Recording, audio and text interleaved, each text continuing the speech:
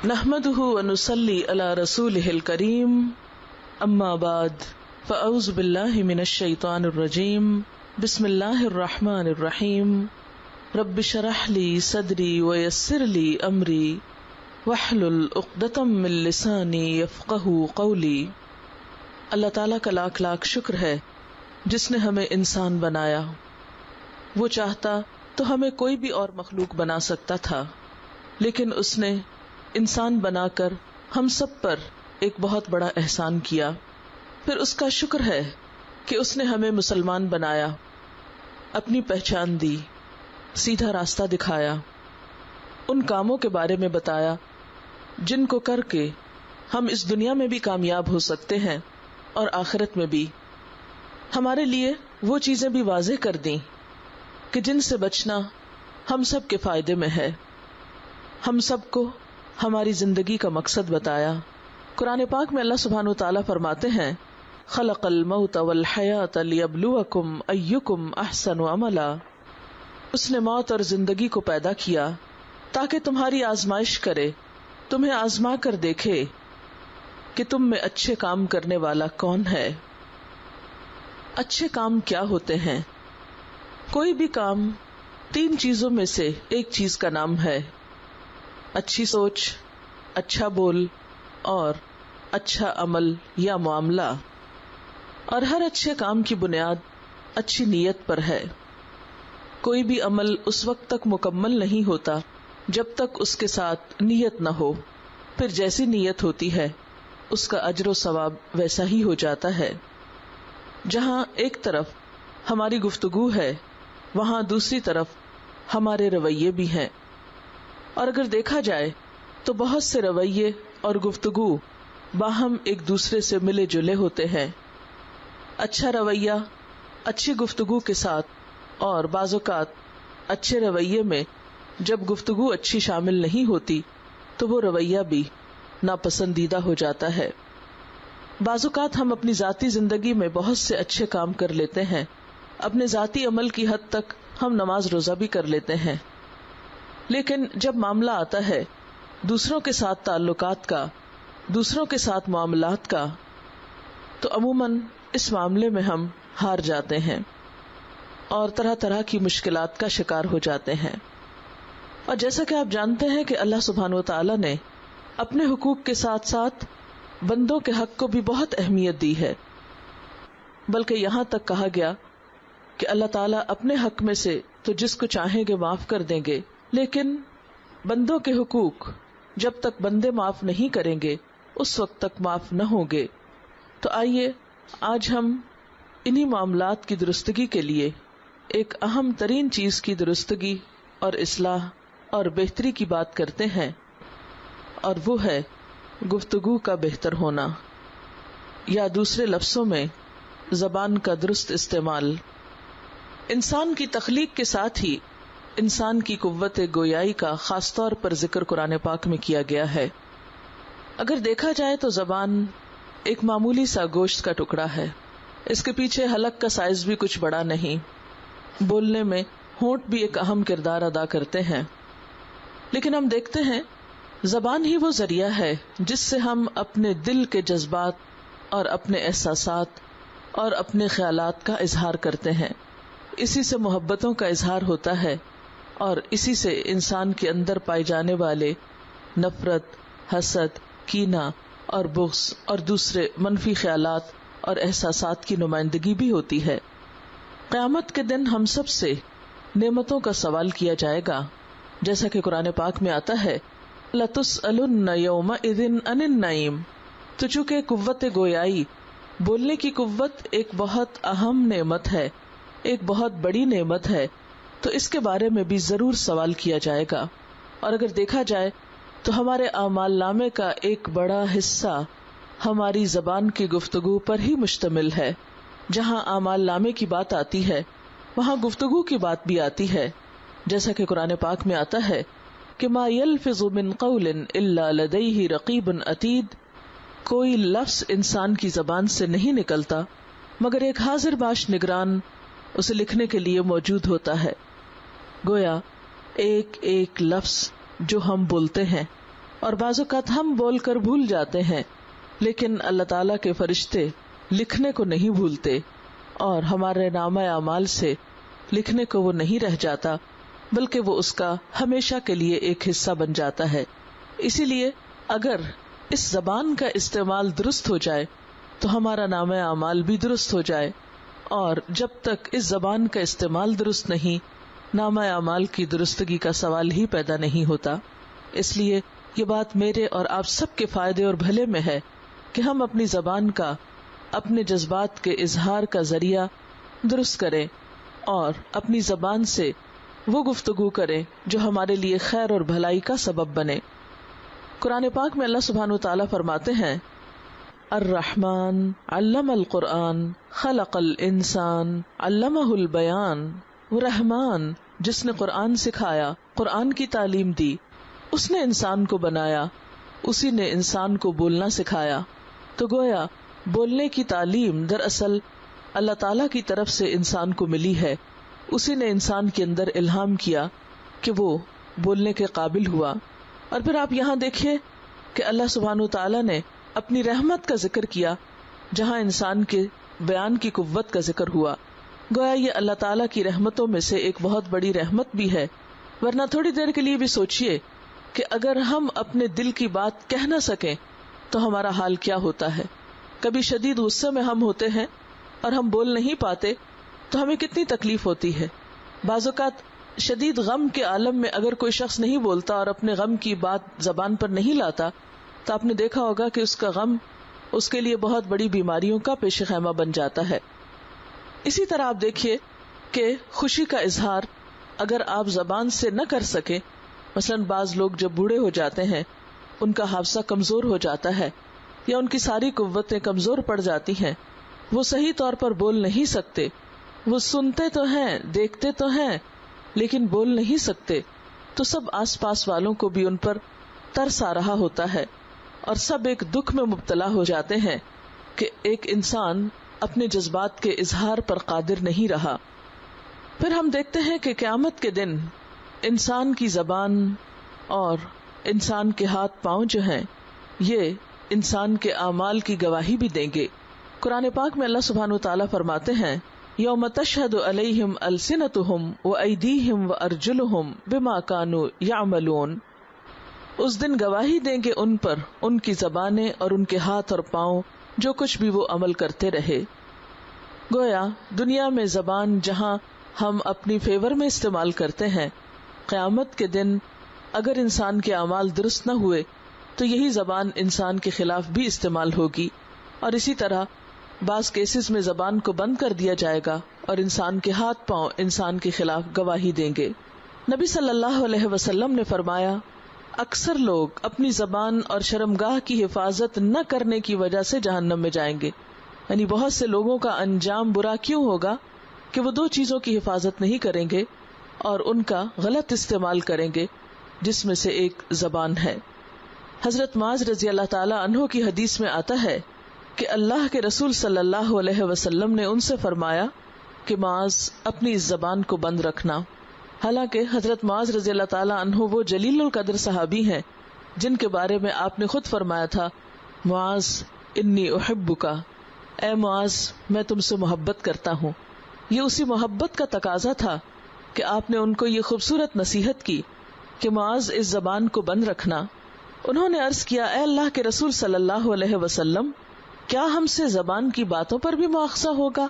یعنی وہ حیران ہو کر بولے اور پوچھنے لگے کہ کیا ہم جو کچھ بولتے ہیں اس پر بھی ہمارا حساب ہوگا، اس پر بھی پوچھ ہوگی، اس کا بھی جواب دینا ہوگا؟ آپ نے فرمایا، معاذ تیری ماں تجھے گم کرے، جہنم میں منہ کے بل، یا فرمایا کہ ناک کے بل لوگوں کو زبان کی کٹائی کے علاوہ اور کون سی چیز گرائے گی؟ یعنی سب سے زیادہ خطرناک چیز جو انسانوں کے برے انجام کا سبب بنے گی وہ ان کی زبان ہی تو ہوگی۔ ایک اور حدیث میں آتا ہے کہ جس نے اپنی زبان روک لی اللہ نے اس کی پردہ پوشی کر دی، یعنی اس کے عیب چھپ گئے۔ اور یہ ایک حقیقت ہے کہ انسان جب تک خاموش رہتا ہے اس کی اچھائی برائی چھپی رہتی ہے، اور جب وہ بولتا ہے تو پتہ چلتا ہے کہ اس کی قدر و قیمت کیا ہے۔ اور یہی بہترین آلہ اگر انسان کے خلاف بولنے لگے یا غلط باتیں بولنے لگے تو وہ ساری گواہی انسان کے خلاف جاتی ہے. بعض اوقات آپ کسی کے ساتھ بھلا کرتے ہیں، احسان کرتے ہیں، اچھا معاملہ کرتے ہیں، لیکن زبان سے ایک دفعہ احسان جتا کر ساری نیکی کو برباد کر دیتے ہیں. اسی لیے قرآن پاک میں اللہ تعالیٰ فرماتے ہیں لا تبطلوا صدقاتکم بالمن والاذی، اپنے صدقات کو احسان جتا کر اور اذیت دے کر ضائع نہ کرو. یعنی انسان جب کسی کو دے کر ساتھ احسان جتا دیتا ہے تو سب کیے کرائے پہ پانی پھر جاتا ہے. ایک اور جگہ پر فرمایا قول معروف، ایک بھلی بات، ایک اچھی بات زبان سے نکالنا، یعنی جس سے دوسرے کا دل خوش ہو جائے، ومغفرۃ، اور دوسرے کو معاف کر دینا، خیر، کہیں زیادہ بہتر ہے، من صدقۃ، ایسے صدقے سے، یتبعھا اذی، کہ جس کے پیچھے اذیت لگی ہوئی ہو. یعنی انسان دوسرے کے ساتھ معاملہ اچھا کر رہا ہے، یعنی لین دین میں ویسے اچھا ہے، لیکن زبان کا تیز ہے اور اس زبان کی تیزی کی وجہ سے دوسرے کو دکھ پہنچا دیتا ہے، جس کے نتیجے میں اس کا مال بھی ضائع ہو کر رہ جاتا ہے. ایک حدیث میں آتا ہے کہ قیامت کے دن اللہ سبحانہ و تعالی کچھ لوگوں سے بات نہ کریں گے، نہ ان کی طرف نظر اٹھا کر دیکھیں گے، نہ ان کو پاک کریں گے، یعنی شدید ناراضگی کا اظہار کریں گے. اور یہ کون لوگ ہوں گے؟ جو کسی پر احسان کر کے جتاتے ہوں، یعنی کسی کے ساتھ بھلا کرنے کے بعد پھر اس کو اذیت دیتے ہوں اپنی زبان سے، اور ستاتے ہوں اور تنگ کرتے ہوں. آپ دیکھیے کہ بارہا ایسا ہوتا ہے کہ ہم نوکر چاکر لوگوں کے ساتھ یا اپنے سے کم مرتبہ لوگوں کے ساتھ عملی طور پر بھلا کرتے ہیں، ان کی خیر خواہی بھی کرتے ہیں، لیکن ساتھ ہی ان کو زبان سے ایسے تانے بھی دیتے چلے جاتے ہیں کہ جس سے ان کی عزت تار تار ہوتی رہتی ہے، اور نتیجتاً ان کو بھی دکھ پہنچاتے ہیں اور اپنے لیے بھی دکھ سمیٹتے ہیں. اس لیے ہمیں ہمیشہ جو کچھ بولتے ہیں اس کے بارے میں غور و فکر کرنا چاہیے اور سوچنا چاہیے.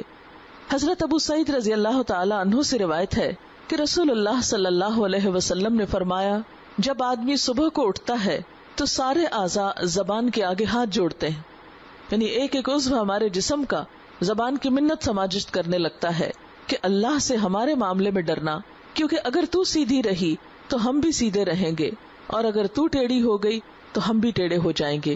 کیونکہ ہوتا یہ ہے کہ انسان جو باتیں کرتا ہے پھر بالآخر اپنے ہی دعووں کو پورا کرنے لگتا ہے. بعض اوقات ایک غلط کام اس کو کرنا نہیں ہوتا، لیکن چونکہ اس کے منہ سے نکل چکا ہوتا ہے تو اب اپنے کہے کی لاج رکھنا ہوتی، اس لیے اس کو پھر وہ غلطی کرنی پڑ جاتی ہے. اس لیے جو شخص زبان کو سمجھداری کے ساتھ، احتیاط کے ساتھ استعمال کرتا ہے وہ بہت سے برے کاموں سے بھی بچ جاتا ہے. نبی صلی اللہ علیہ وسلم نے فرمایا، بخاری کی روایت ہے کہ بندہ اللہ کی رضامندی کی بات کرتا ہے، اس کی طرف اس کی توجہ بھی نہیں ہوتی، لیکن اللہ تعالیٰ اس کی وجہ سے اس کے کئی درجے بلند فرما دیتا ہے. اور بندہ اللہ کی ناراضگی والی بات کرتا ہے جس کی طرف اس کا دھیان بھی نہیں ہوتا، لیکن اس کی وجہ سے وہ جہنم میں جا گرتا ہے. یعنی بے دھیانی سے کی ہوئی باتیں اور بلا وجہ میں اور بے مقصد کی ہوئی باتیں اور آپے سے باہر ہو کر باتیں کرنا، یہ تمام ایسی چیزیں ہیں جو بالآخر انسان کے نقصان کا سبب بنتی ہیں. ایک اور حدیث میں آتا ہے کہ اس کی وجہ سے مشرق و مغرب کے درمیانی فاصلے سے بھی زیادہ جہنم کی آگ کی طرف جا گرتا ہے. بعض اوقات انسان جب بات کرتا ہے تو آپ نے دیکھا ہوگا کہ اس کا اثر صرف وقتی نہیں ہوتا، نسلوں تک جا پہنچتا ہے. مثلاً آپ دیکھیے کہ لفظ طلاق کہنے کو تو ایک لفظ ہے اور چھوٹا سا لفظ ہے، جب کوئی شخص غصے میں آ کر یا چھوٹی سی بات کی وجہ سے بول دیتا ہے تو یہ لفظ بھی کوئی معمولی لفظ نہیں.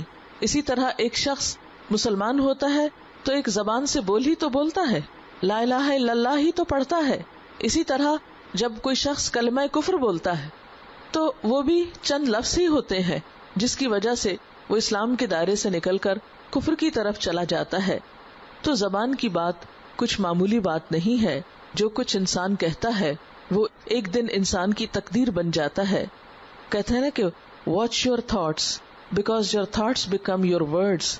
اپنی سوچوں کی حفاظت کرو کیونکہ سوچیں تمہارے الفاظ بنتی ہیں.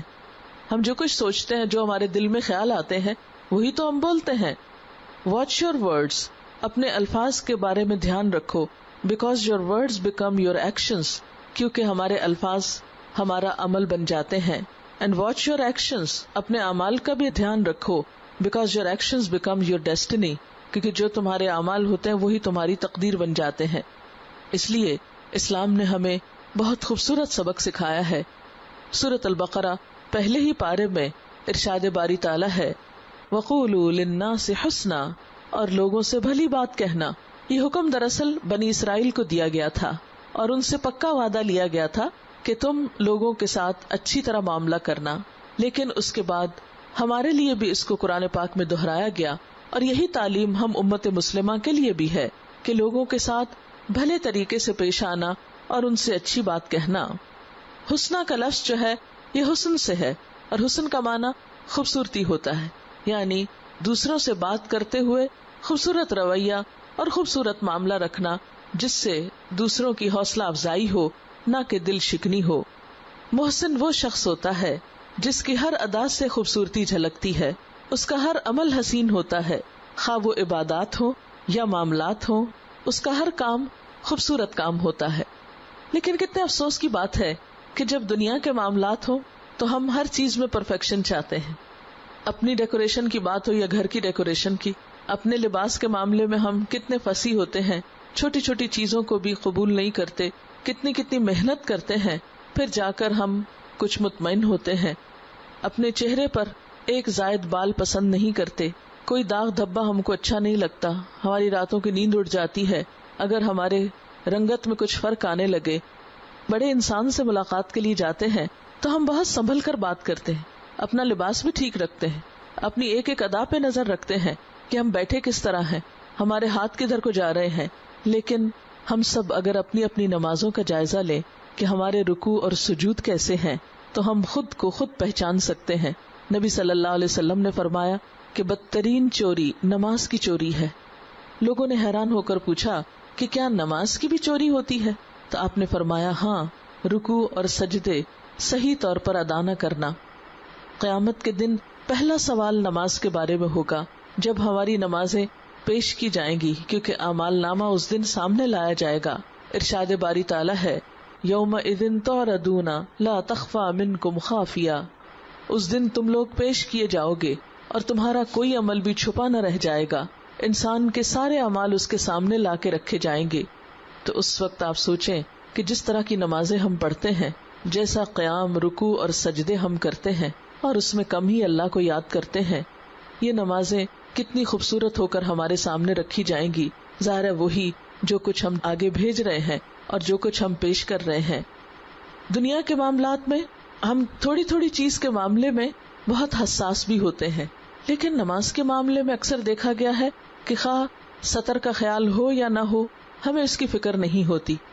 یعنی دنیا میں مثلاً ایک دلہن کا دوپٹہ جو ہے وہ اگر ٹھیک سے نہیں لیا ہو تو ایک ایک کھڑا ہو کر انسٹرکشنز دے رہا ہوتا ہے، یہاں سے پیچھے کر لو، یہاں سے آگے کر لو، یہ نہیں دکھ رہا، وہ زیور چھپ گیا، سیدھی ہو کے بیٹھو. ہر ایک وہاں انسٹرکشنز دے رہا ہوتا ہے کہ تم زیادہ سے زیادہ نمائش کر سکو. لیکن اگر نماز میں ہمارا دوپٹہ کہیں لٹک کر جا رہا ہو اور کوئی ہماری توجہ مبذول کرا دے کہ دیکھو بال ننگے ہو رہے ہیں، تو اس وقت ہم کیسی ناراضگی کا اظہار کرتے ہیں، اور اس بتانے کو بھی کتنا مائنڈ کرتے ہیں کہ یہ بتانے کی ضرورت نہیں ہے، اتنی ریجیڈیٹی اختیار نہ کرو.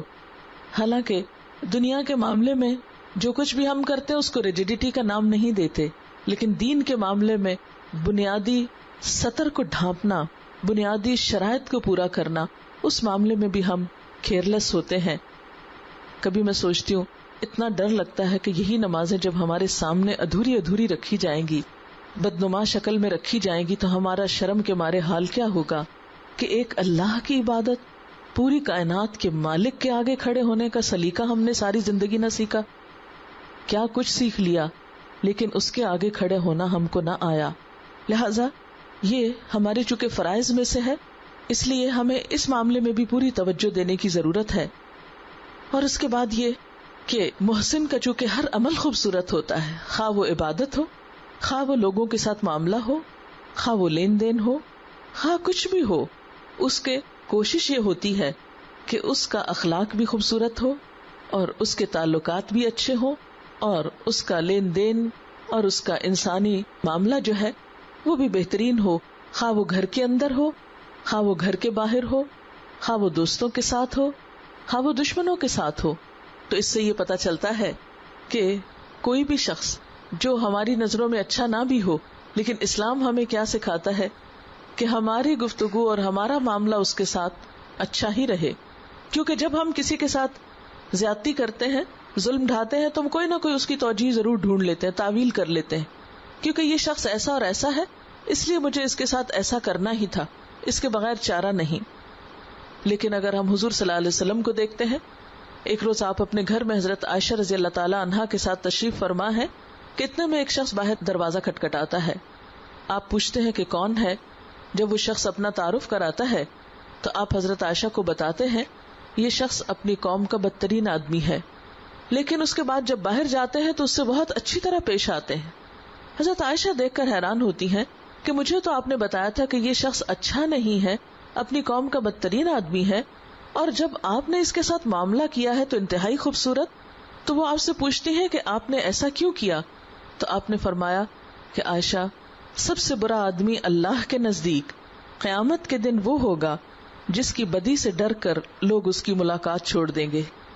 یعنی میں یہ نہیں چاہتا کہ میں اس کے لیول پر آ کر بات کروں. اور قرآن پاک میں اللہ تعالیٰ فرماتے ہیں لو كنت فظا غلیظ القلب لانفضوا من حولک.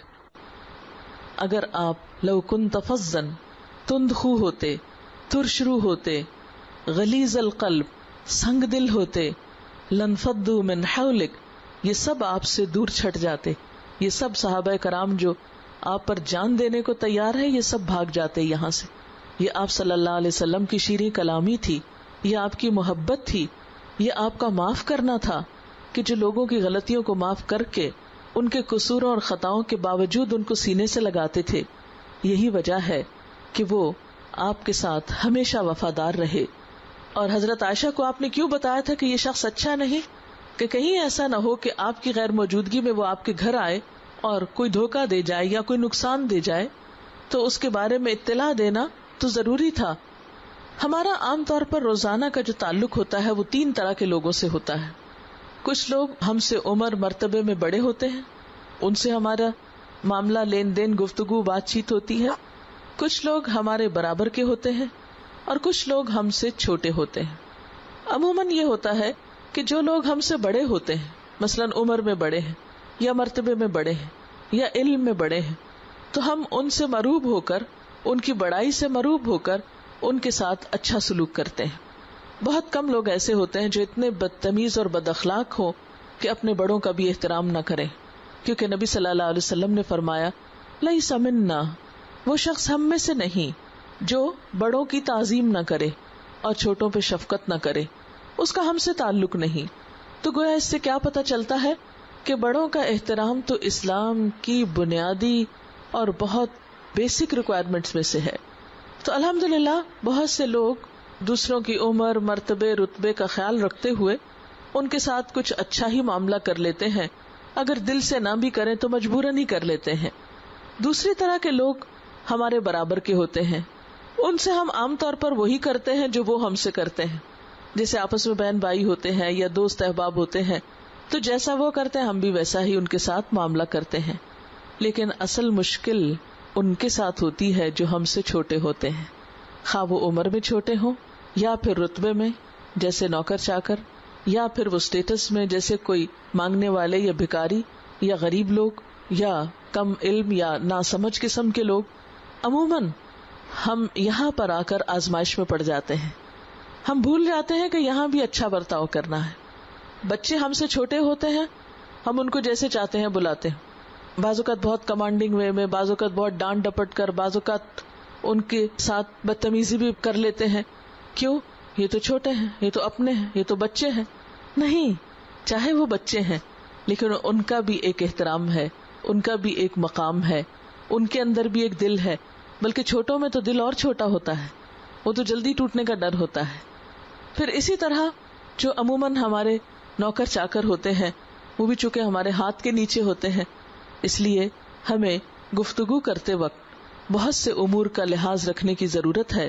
تو اب میں چند ایسی باتیں آپ کے سامنے رکھوں گی کہ جن کی روشنی میں ہم اپنے آپ کو پرکھ بھی سکتے ہیں اور اپنی گفتگو کا جائزہ بھی لے سکتے ہیں. کچھ چیزیں ایسی ہیں جو ہمیں اپنی گفتگو میں ڈالنی ہے، کچھ ایسی ہیں جو نکالنی ہے. تو اللہ کرے کہ ہم اس کوشش میں کچھ کامیاب ہو سکیں. سب سے پہلی بات تو یہ ہے کہ گفتگو بامقصد ہونی چاہیے. اللہ تعالیٰ نے زبان اس لیے نہیں دی کہ ہم بولتے ہی چلے جائیں اور ہر وقت اس کو استعمال ہی کرتے رہیں. ہم اپنی اس زندگی کو اگر بامقصد بنائیں تو انشاءاللہ گفتگو بھی بامقصد ہوگی. نبی صلی اللہ علیہ وسلم نے فرمایا اللہ تعالیٰ کو 3 چیزیں ناپسند ہیں. نمبر 1 بے مقصد گفتگو، نمبر 2 مال کا ضائع کرنا، نمبر 3 غیر ضروری سوال. بے مقصد گفتگو یعنی کوئی مقصد نہیں، کوئی کچھ نہیں، صرف بولے جا رہے ہیں، کبھی ادھر کی بات، کبھی ادھر کی، کبھی آسمان کی، کبھی زمین کی، کبھی دائیں کی، کبھی بائیں کی. کسی کو انٹرسٹ ہے یا نہیں، کسی کو کوئی دلچسپی ہے یا نہیں، لیکن چونکہ ہمیں بولنے کی عادت پڑی ہوئی ہے اس لیے ہم یہ نہیں دیکھتے کوئی بور ہو رہا ہے، کوئی سننا چاہتا ہے، نہیں سننا چاہتا، ہم سنائے چلے جاتے ہیں. بعض اوقات تو یہ ایک نفسیاتی بیماری بھی بن جاتی ہے، اور خاص طور پر جب انسان جو پھر عمر میں بڑا ہوتا چلا جاتا ہے اس کو اپنے اعصاب پر، اپنی زبان پر، اپنی بہت سی چیزوں پر کنٹرول کم ہو جاتا ہے. تو اگر ابتدائی عمر سے اس کی ٹریننگ نہ کی جائے اپنی زبان کو روکنے کی تو بڑے ہو کر بھی پھر مشکل پیش آتی ہے. یہی وجہ ہے کہ بہت سے بزرگ ہو کر بھی عزت نہیں پا سکتے کیونکہ وہ اپنی زبان کا صحیح استعمال نہیں کرتے. وہ بیٹھے بیٹھے کوئی کام نہیں تو کسی نہ کسی پہ کوئی تبصرہ ضرور کرتے رہیں گے جس کے نتیجے میں وہ اپنے لیے مشکلیں پیدا کرتے ہیں. تو اس لیے گفتگو کسی مقصد کے تحت ہونی چاہیے، یا کسی کو کوئی فائدہ پہنچانے کے لیے، کوئی رہنمائی کرنے کے لیے، یا کسی کے سوال کے جواب میں، یا کسی کے نفع مند علم میں کچھ اضافہ کرنے کے لیے. دوسری چیز اللہ تعالیٰ کو جو ناپسند ہے وہ مال کا ضائع کرنا ہے. مال کا استعمال تو جتنا بھی ہو ضرورت کے تحت وہ جائز ہے، لیکن ضائع کرنا ناپسندیدہ ہے. ضائع کرنے میں کیا آتا ہے؟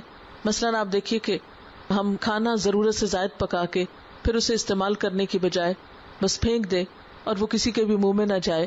اسی طرح لباس استعمال کر کے اس کو پھینک دیں، یا یہ کہ الماریوں میں بھرتے رہیں اور سٹور جو ہے وہ ٹھسے رہیں اور وہ کپڑے جو ہیں وہ کسی کے بھی کام نہ آئیں.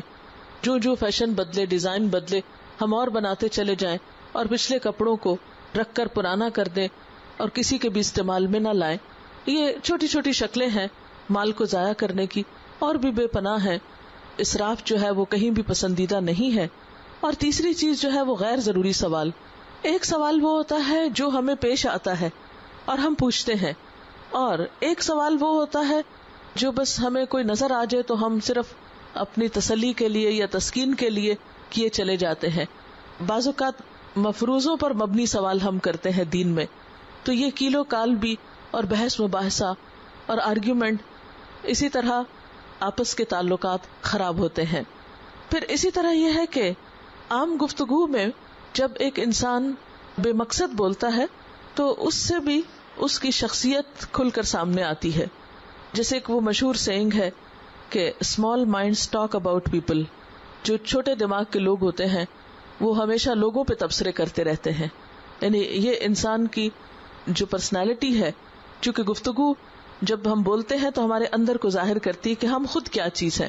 تو جو لوگ لوگوں پہ تبصرے کرتے رہتے ہیں، فلاں ایسا ہے، فلاں ویسا ہے، فلاں کے کپڑے ایسے ہیں، فلاں کا رکھ رکھاؤ ایسا ہے، فلاں اس جگہ گیا، وہ ادھر آیا، اس نے یہ کھایا، اس نے وہ پکایا، یعنی اس طرح کی چھوٹی چھوٹی چیزیں جو ضروریات زندگی میں سے ہیں، بلا وجہ ان پہ باتیں کرنا یہ انسان کی شخصیت کے لیے کچھ بہت اچھی چیز نہیں. پھر اسی طرح کہا جاتا ہے کہ average minds talk about events. درمیانے درجے کے جو لوگ ہوتے ہیں وہ حالات حاضرہ کو بہت ڈسکس کر دیں. کبھی اس پالیٹکس کو ڈسکس کرنا، کبھی ایک لیڈر پہ بات کرنا، کبھی دوسرے پہ کرنا، کبھی ایک ملک کی سیاست پہ، کبھی دوسرے ملک کی سیاست پہ، اور کرنا کرانا کچھ نہیں. یعنی عملی پریکٹیکلی کوئی پارٹیسپیشن نہیں کسی بھی مفید کام میں، لیکن ہر ایک پر بیٹھ کر ہم ایسے انالیسس کرتے رہتے ہیں کہ جس سے ہمارا براہ راست کوئی تعلق نہیں ہوتا. یہ بھی ایک بیکار قسم کی گفتگو ہوتی ہے. اور پھر great minds talk about ideas. جو اعلیٰ دماغ لوگ ہوتے ہیں وہ آئیڈیاز لاتے ہیں، عمل کی چیزیں سامنے لاتے ہیں، دوسروں کی بھی رہنمائی کرتے ہیں، خود بھی اچھے اچھے کاموں میں مصروف ہوتے ہیں اور دوسروں کو بھی کرتے ہیں. تو ہم سب کو بھی کوشش کرنی چاہیے، جیسے قرآن نے کہا وَتَوَاصَوْا بِالْحَقِّ وَتَوَاصَوْا بِالصَّبْرِ، کہ ایک دوسرے کو حق بات بتانا، ایک دوسرے کو صبر کی تلقین کرنا، انکریج کرنا، نیکی کے کاموں میں ایک دوسرے کو آگے بڑھانا. یہ انسان کے لیے دنیاوی اعتبار سے بھی فائدہ مند ہے، کیونکہ جب آپ کسی کو کسی اچھی بات کی طرف رہنمائی کرتے ہیں تو خود بھی آپ کو سیٹسفیکشن ہوتی ہے، اور آخرت کے اعتبار سے بھی بہت اچھا ہے، کیونکہ نبی صلی اللہ علیہ وسلم نے فرمایا الدال علی الخیر کفاعلہ، نیکی کی طرف رہنمائی کرنے والا ایسا ہی ہے جیسا وہ خود کر لینے والا. مثلا آپ بیٹھے ہیں، آپ کے سامنے کوئی شخص کہیں جا رہا ہے، کسی دوسرے شہر جا رہا ہے یا ملک جا رہا ہے، آپ اس کو ایک اچھا مشورہ دیتے ہیں، دیکھو فلان جگہ جا رہے ہو، سویٹر لیتے جانا، وہاں ٹھنڈ ہوتی ہے. اب آپ کے اس مشورے کی وجہ سے وہ شخص ایک کام کر لیتا ہے، اس کو آسانی ہو جاتی ہے، تو یہ آپ کے حق میں ایک ثواب لکھا جائے گا. اور ایسی چیزوں میں مشورہ دینا کہ جس میں عموماً ہم مشورہ دینے سے بخل بھی کر جاتے ہیں. مثلا کوئی شخص بازار جا رہا ہے اور وہ آپ کے سامنے ذکر کر رہا ہے کہ میں فلاں چیز خریدنا چاہتا ہوں، اور آپ کو پتا بھی ہے کہ اچھی چیز کہاں ملتی ہے، لیکن آپ محض بخل کے مارے کہ اس کو بھی اچھائی مل جائے گی، میں کیوں ذکر کروں، مجھے اتنی مشکل سے اس دکان کا پتا چلا اور اس کو مفت میں ہی میں مشورہ دے دوں. ہمیں پتا بھی ہے، مگر ہم نے خاموشی جان بوجھ کے اختیار کی ہوئی ہے، ذرا خوب یہ خوار ہو لے تو پھر اس کو بتائیں گے. تو اس قسم کا بخل جو ہے اچھائی کے معاملے میں وہ کرنا پسندیدہ نہیں ہے. دوسرے کے ساتھ بھلائی خیر خواہی کا معاملہ، یہی اسلام اور ایمان کی پہچان ہے. نبی صلی اللہ علیہ وسلم نے فرمایا تم اس وقت تک مومن نہیں ہو سکتے جب تک کہ اپنے بھائی کے لیے وہ نہ چاہو جو اپنے لیے چاہتے ہو. اگر ہم کسی تکلیف سے بچنا چاہتے ہیں، ہم کسی اچھی چیز کو پانا چاہتے ہیں، تو دوسرے کی بھی اس چیز کی طرف رہنمائی کرنے میں حرج نہیں. گھر بیٹھے ہی آپ کو بہت سا ثواب مل سکتا ہے. اسی طرح یہ ہے کہ جھوٹ اور ایمان اکٹھے نہیں ہو سکتے. جھوٹ ایمان کا دشمن ہے، جھوٹ منافقت ہے، جھوٹ منافق کی علامت ہے. نبی صلی اللہ علیہ وسلم نے فرمایا جس شخص میں 4 باتیں ہوں وہ پکا منافق ہے، اور اگر اس میں سے کوئی ایک بات ہے تو منافقت کی ایک خصلت ہے جب تک کہ وہ اس سے چلی نہ جائے. اور وہ 4 باتیں کون سی ہیں؟ بات کرے تو جھوٹ بولے، وعدہ کرے تو پورا نہ کرے، اس کے پاس امانت رکھی جائے تو خیانت کر جائے، اور اگر جھگڑا کرے تو گالی دے، یعنی انتہا پسند ہو، چھوٹی چھوٹی باتوں میں آپے سے باہر ہو جائے. تو یہ منافقت کی علامت بتائی گئی. مومن ایسے برے اخلاق سے پاک ہوتا ہے. سچ آپ کو کانفیڈنس دیتا ہے، اور یہ کانفیڈنس جو ہے یہ آپ کی گفتگو کو وزن دیتا ہے، آپ کی بات کی اہمیت کو بڑھاتا ہے. لہذا قرآن پاک میں اللہ سبحانہ وتعالیٰ فرماتے ہیں کہ وَاجْتَنِبُوا قَوْلَ الزُّورِ، جھوٹی بات، جھوٹے بول سے پرہیز کرو. اب یہ جھوٹی بات کیا ہے؟ قول الزور کیا ہے؟ قول الزور مضاف مضاف الیہ، ٹھیک ہے نا؟ تو ترجمہ کیسے ہوگا؟ زور کے قول سے، یعنی جھوٹ کے بولنے سے. جھوٹ کے بولنے سے بچو، زور کے قول سے بچو. زور کیا ہے؟ زور کا معنی صرف جھوٹ ہی نہیں ہوتا، بلکہ ہر وہ بات ہوتی ہے جو حق سے ہٹی ہوئی ہو. اس کی کئی قسمیں ہو سکتی ہیں. قرآن پاک میں قول الزور کے مقابلے میں قولا سدیدا کا لفظ آتا ہے. یا ایھا الذین آمنوا اتقوا اللہ وقولوا قولا سدیدا، سیدھی بات کیا کرو، باتوں میں ہیر پھیر نہ ہو، دھوکہ نہ ہو، ایسی بات نہ ہو جس میں کوئی رخنا یا ابہام ہو یا پیچیدگی ہو. فقہ اللغہ ایک کتاب ہے، لغت کی فقہ، لفظوں کی فقہ. لفظ کا معنی کیا ہے، لفظ کا روٹ کیا ہے. جیسے فقہ الحدیث ہوتا ہے، اسی طرح فقہ اللغہ بھی ہوتا ہے. تو صاحب فقہ اللغہ کے نزدیک زور ایسا جھوٹ ہے جسے بنا سنوار کر پیش کیا جائے اور وہ بھلا اور درست معلوم ہو. یعنی ایک بات کو جو غلط ہو اتنے خوبصورت انداز میں پیش کیا جائے کہ وہ بالکل سچ معلوم ہونے لگے. قول الزور میں سب سے پہلے نمبر پر شرک ہی آتا ہے. پھر اسی طرح اپنی مرضی سے حلال حرام قرار دینا، یہ بھی جھوٹی بات ہے.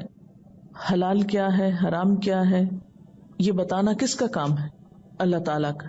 اگر اس میں کوئی اپنی مرضی سے تبدیلی کر لیتا ہے، حلال کو حرام کر دیتا ہے یا حرام کو حلال کرتا ہے، اور پیغمبروں کی واضح تعلیمات کے خلاف کوئی عمل کرتا ہے، تو وہ شخص بھی جھوٹ کا مرتکب ہوتا ہے، وہ بھی ایک غلط بات کہتا ہے. عام روزمرہ زندگی کا جھوٹ ہی مراد نہیں، وہ تو ہر صورت میں منع ہے ہی. دین کے معاملے میں، شریعت کے معاملے میں انسانوں نے اپنے نفس اور اپنی مرضی سے جو تغیر و تبدل کیے ہیں ان سے بھی بچو. دین کو اس کی اصل شکل پر رکھو. کہتے ہیں نا من ازلم ممن افترى علی اللہ کذبا، اس سے بڑا مجرم کون ہے، اس سے بڑا ظالم کون ہے جو اللہ پر جھوٹ باندھے. تو اللہ پر جھوٹ باندھنا کیا ہے؟ ایک تو شرک ہے، اور دوسرا کیا کہ حلال اور حرام میں اللہ تعالی کی تعلیم کو پس پش ڈال کر اپنی مرضی کے قانون بنانا. اور قول الزور میں پھر جھوٹی گواہی بھی آتی ہے جسے شہادت الزور کہا جاتا ہے. جس کے ذریعے ہیرا پھیری کی جاتی ہے، اس سے بھی بچنے کو کہا گیا ہے۔ اس کے بارے میں ایک حدیث آتی ہے کہ آپ صلی اللہ علیہ وسلم نے فرمایا، جھوٹی گواہی شرک باللہ کے برابر رکھی گئی ہے، یعنی جس طرح شرک ایک بہت بڑا گناہ ہے، اسی طرح جھوٹی گواہی دینا بھی اتنا ہی بڑا گناہ ہے۔ پھر آپ نے ثبوت میں یہی آیت پیش فرمائی، وَاجْتَنِبُوا قَوْلَ الزُّورِ۔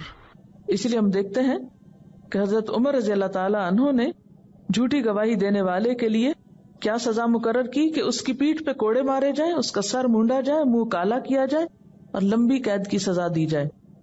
حضرت عبداللہ بن عامر اپنے والد سے روایت کرتے ہیں کہ حضرت عمر کی عدالت میں ایک شخص کی جھوٹی گواہی ثابت ہو گئی تو انہوں نے اس کو ایک دن برسر عام کھڑا رکھ کر اعلان کرایا کہ یہ فلاں بن فلاں جھوٹا گواہ ہے، اسے پہچان لو، پھر اس کو قید کیا۔ لیکن ہمارے ہاں کیا ہو رہا ہے، باقاعدہ پروفیشنلز ہوتے ہیں جو بکتے ہیں بطور گواہ کے، اور کھلے عام یہ سب کچھ ہوتا ہے اور اس کو برا نہیں سمجھا جاتا۔ وَاجْتَنِبُوا قَوْلَ الزُّورِ۔ پھر تیسری چیز جھوٹی قسم بھی اس میں آ جاتی۔ تو قول الزور میں کیا کچھ آیا؟ نمبر 1 شرک، نمبر 2 حلال اور حرام میں خود ساختہ فیصلے یا حلال اور حرام کے بارے میں اللہ اور اس کے رسول صلی اللہ علیہ وسلم کی تعلیم کو چھوڑ کر اپنی مرضی سے تبدیلی کرنا، نمبر 3 جھوٹ بولنا، نمبر 4 جھوٹی گواہی دینا، نمبر 5 جھوٹی قسم کھانا۔ فرمایا اس کے تو پاس بھی نہ پھٹکو، وجتنبوا اجتناب کرو۔ اور جس طرح شرک سے بچنا ہے اسی طرح جھوٹی بات سے بھی بچنا ہے۔ اور کہاں کہاں ہماری زندگی میں زور شامل ہے۔ اب دیکھیے کہ ایک تو ہے کذب، جھوٹ، اور یہاں پر لفظ ہے زور۔ حق سے ہٹی ہوئی کوئی بھی بات جس میں ہیرا پھیری ہو، دھوکہ بازی ہو، فریب کاری ہو۔ تو اسلام ہم سے کیا رویہ چاہتا ہے؟ Straight forward. نقصان کیا ہوتا ہے زور کا، ہیرا پھیری والی بات کا نقصان کیا ہوتا ہے؟ انسان کا اعتماد دوسرے سے ختم ہو جاتا ہے۔ ایک جھوٹ محض ایک جھوٹ نہیں ہوتا، چونکہ جھوٹ برائیوں کی بنیاد ہے۔ وہ بنیاد جب جھوٹ پر مبنی ہوتی ہے تو اس پر جو عمارت تعمیر ہوتی ہے وہ سب جھوٹ پر مبنی ہوتی، اور اس طرح وہ ہماری زندگی میں جھوٹ ملٹی پلائی ہوتا چلا جاتا ہے اور پوری زندگی ایک مصنوعی زندگی بن جاتی ہے، جھوٹ پر مبنی زندگی بن جاتی ہے۔ اگر دیکھا جائے تو انسانی تعلقات کی خرابیاں جتنی جھوٹ کی وجہ سے ہوتی ہیں اتنی شاید ہی کسی اور وجہ سے ہوتی ہے۔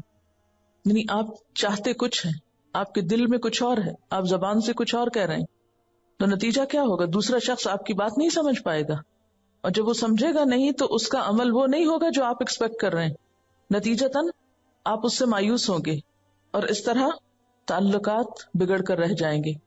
الحاد، ظلم، انحراف، ضلال، ان سب چیزوں کی بنیاد میں جھوٹ ہی ہے، زور ہی ہے۔ کہتے ہیں نا کہ جب کسی عمارت کی بنیاد ٹیڑھی ہو جائے تو خواہ وہ عمارت ثریا تک اٹھائی جائے تو وہ کیا ہوگی؟ ٹیڑھی کی ٹیڑھی ہی ہوگی، کیونکہ بنیاد جو ٹیڑھی۔ تو جس تعلق میں، جس معاملے میں، جس گفتگو میں، جس طرز زندگی میں جھوٹ کی آمیزش ہو، پھر وہاں سے خیر اور بھلائی اور ہدایت اور سیدھی راہ کی توقع ہی نہیں کی جا سکتی۔ مثلا خاندانی زندگی کی بنیاد رکھتے ہوئے جب رشتے کی لین دین ہوتی ہے اس وقت بہت سی باتیں ہیرا پھیری میں چھپائی جاتی ہیں یا غلط بتائی جاتی ہیں، جس کے نتیجے میں آئندہ زندگی میں پھر اعتماد ڈیولپ ہی نہیں ہوتا۔ مثلا ایک خاندان میں ایک عورت جب جھوٹ بولتی ہے تو اسے دیکھ کر اس کے بچے بھی وہی غلط بیانی سیکھتے ہیں، نتیجتاً خاندانی زندگی کی جو بنیاد ہے جب وہ بچپن سے جھوٹ پر رکھی جائے گی تو آئندہ جا کر کیا ہو سکتا ہے؟ مثلا تجارت میں ہمارے ہاں بہت جھوٹ پایا جاتا ہے، اور تجارت میں ہیرا پھیری کی وجہ سے جہاں ہمارے اندرونی زندگی متاثر ہو رہی ہے، مثلا ہماری صحت متاثر ہو رہی ہے یا باہم ایک دوسرے پر اعتماد متاثر ہو رہا ہے، اسی طرح دوسری قوموں کے ساتھ جب ہمارا لین دین ہوتا ہے تو اس میں بھی اعتماد متاثر ہوتا ہے، جس کے نتیجے میں ہماری تجارت فروغ ہی نہیں پا سکتی۔ جھوٹ کی بنیاد پر ایک دفعہ آپ کسی کو دھوکہ دے سکتے ہیں، 2 دفعہ دے سکتے ہیں، لیکن کب تک کوئی دھوکہ کھائے گا؟ جھوٹ جو ہے بزدلی بھی سکھاتا ہے، کیونکہ جب آپ غلط بیانی کرتے ہیں تو بنیادی طور پر آپ بزدل ہوتے ہیں، اور یوں لگتا ہے نا کہ جیسے ایک انسان پھر بزدلی کی وجہ سے اندر سے کھوکھلا ہے، کھایا ہوا ہے، اس کے اندر کانفیڈنس کی کمی ہے، اور اگر ہے بھی تو اسے غلط طریقے سے استعمال کر رہا ہے، یعنی حقیقت کو چھپانے میں وہ کانفیڈنس استعمال ہو رہا ہے، وہ بہادری استعمال ہو رہی ہے، حقیقت کے اظہار میں نہیں۔ نتیجتاً جو شخصیت پروان چڑھتی ہے وہ اندر سے کھوکھلی ہوتی ہے۔ زور کے بنیادی معنوں میں آپ نے دیکھا کہ بنا سنوار کے کسی چیز کو پیش کرنا، چیز کی حقیقت کچھ ہو لیکن اسے اس طرح خوشنما انداز میں پیش کرنا کہ وہ کچھ اور نظر آئے.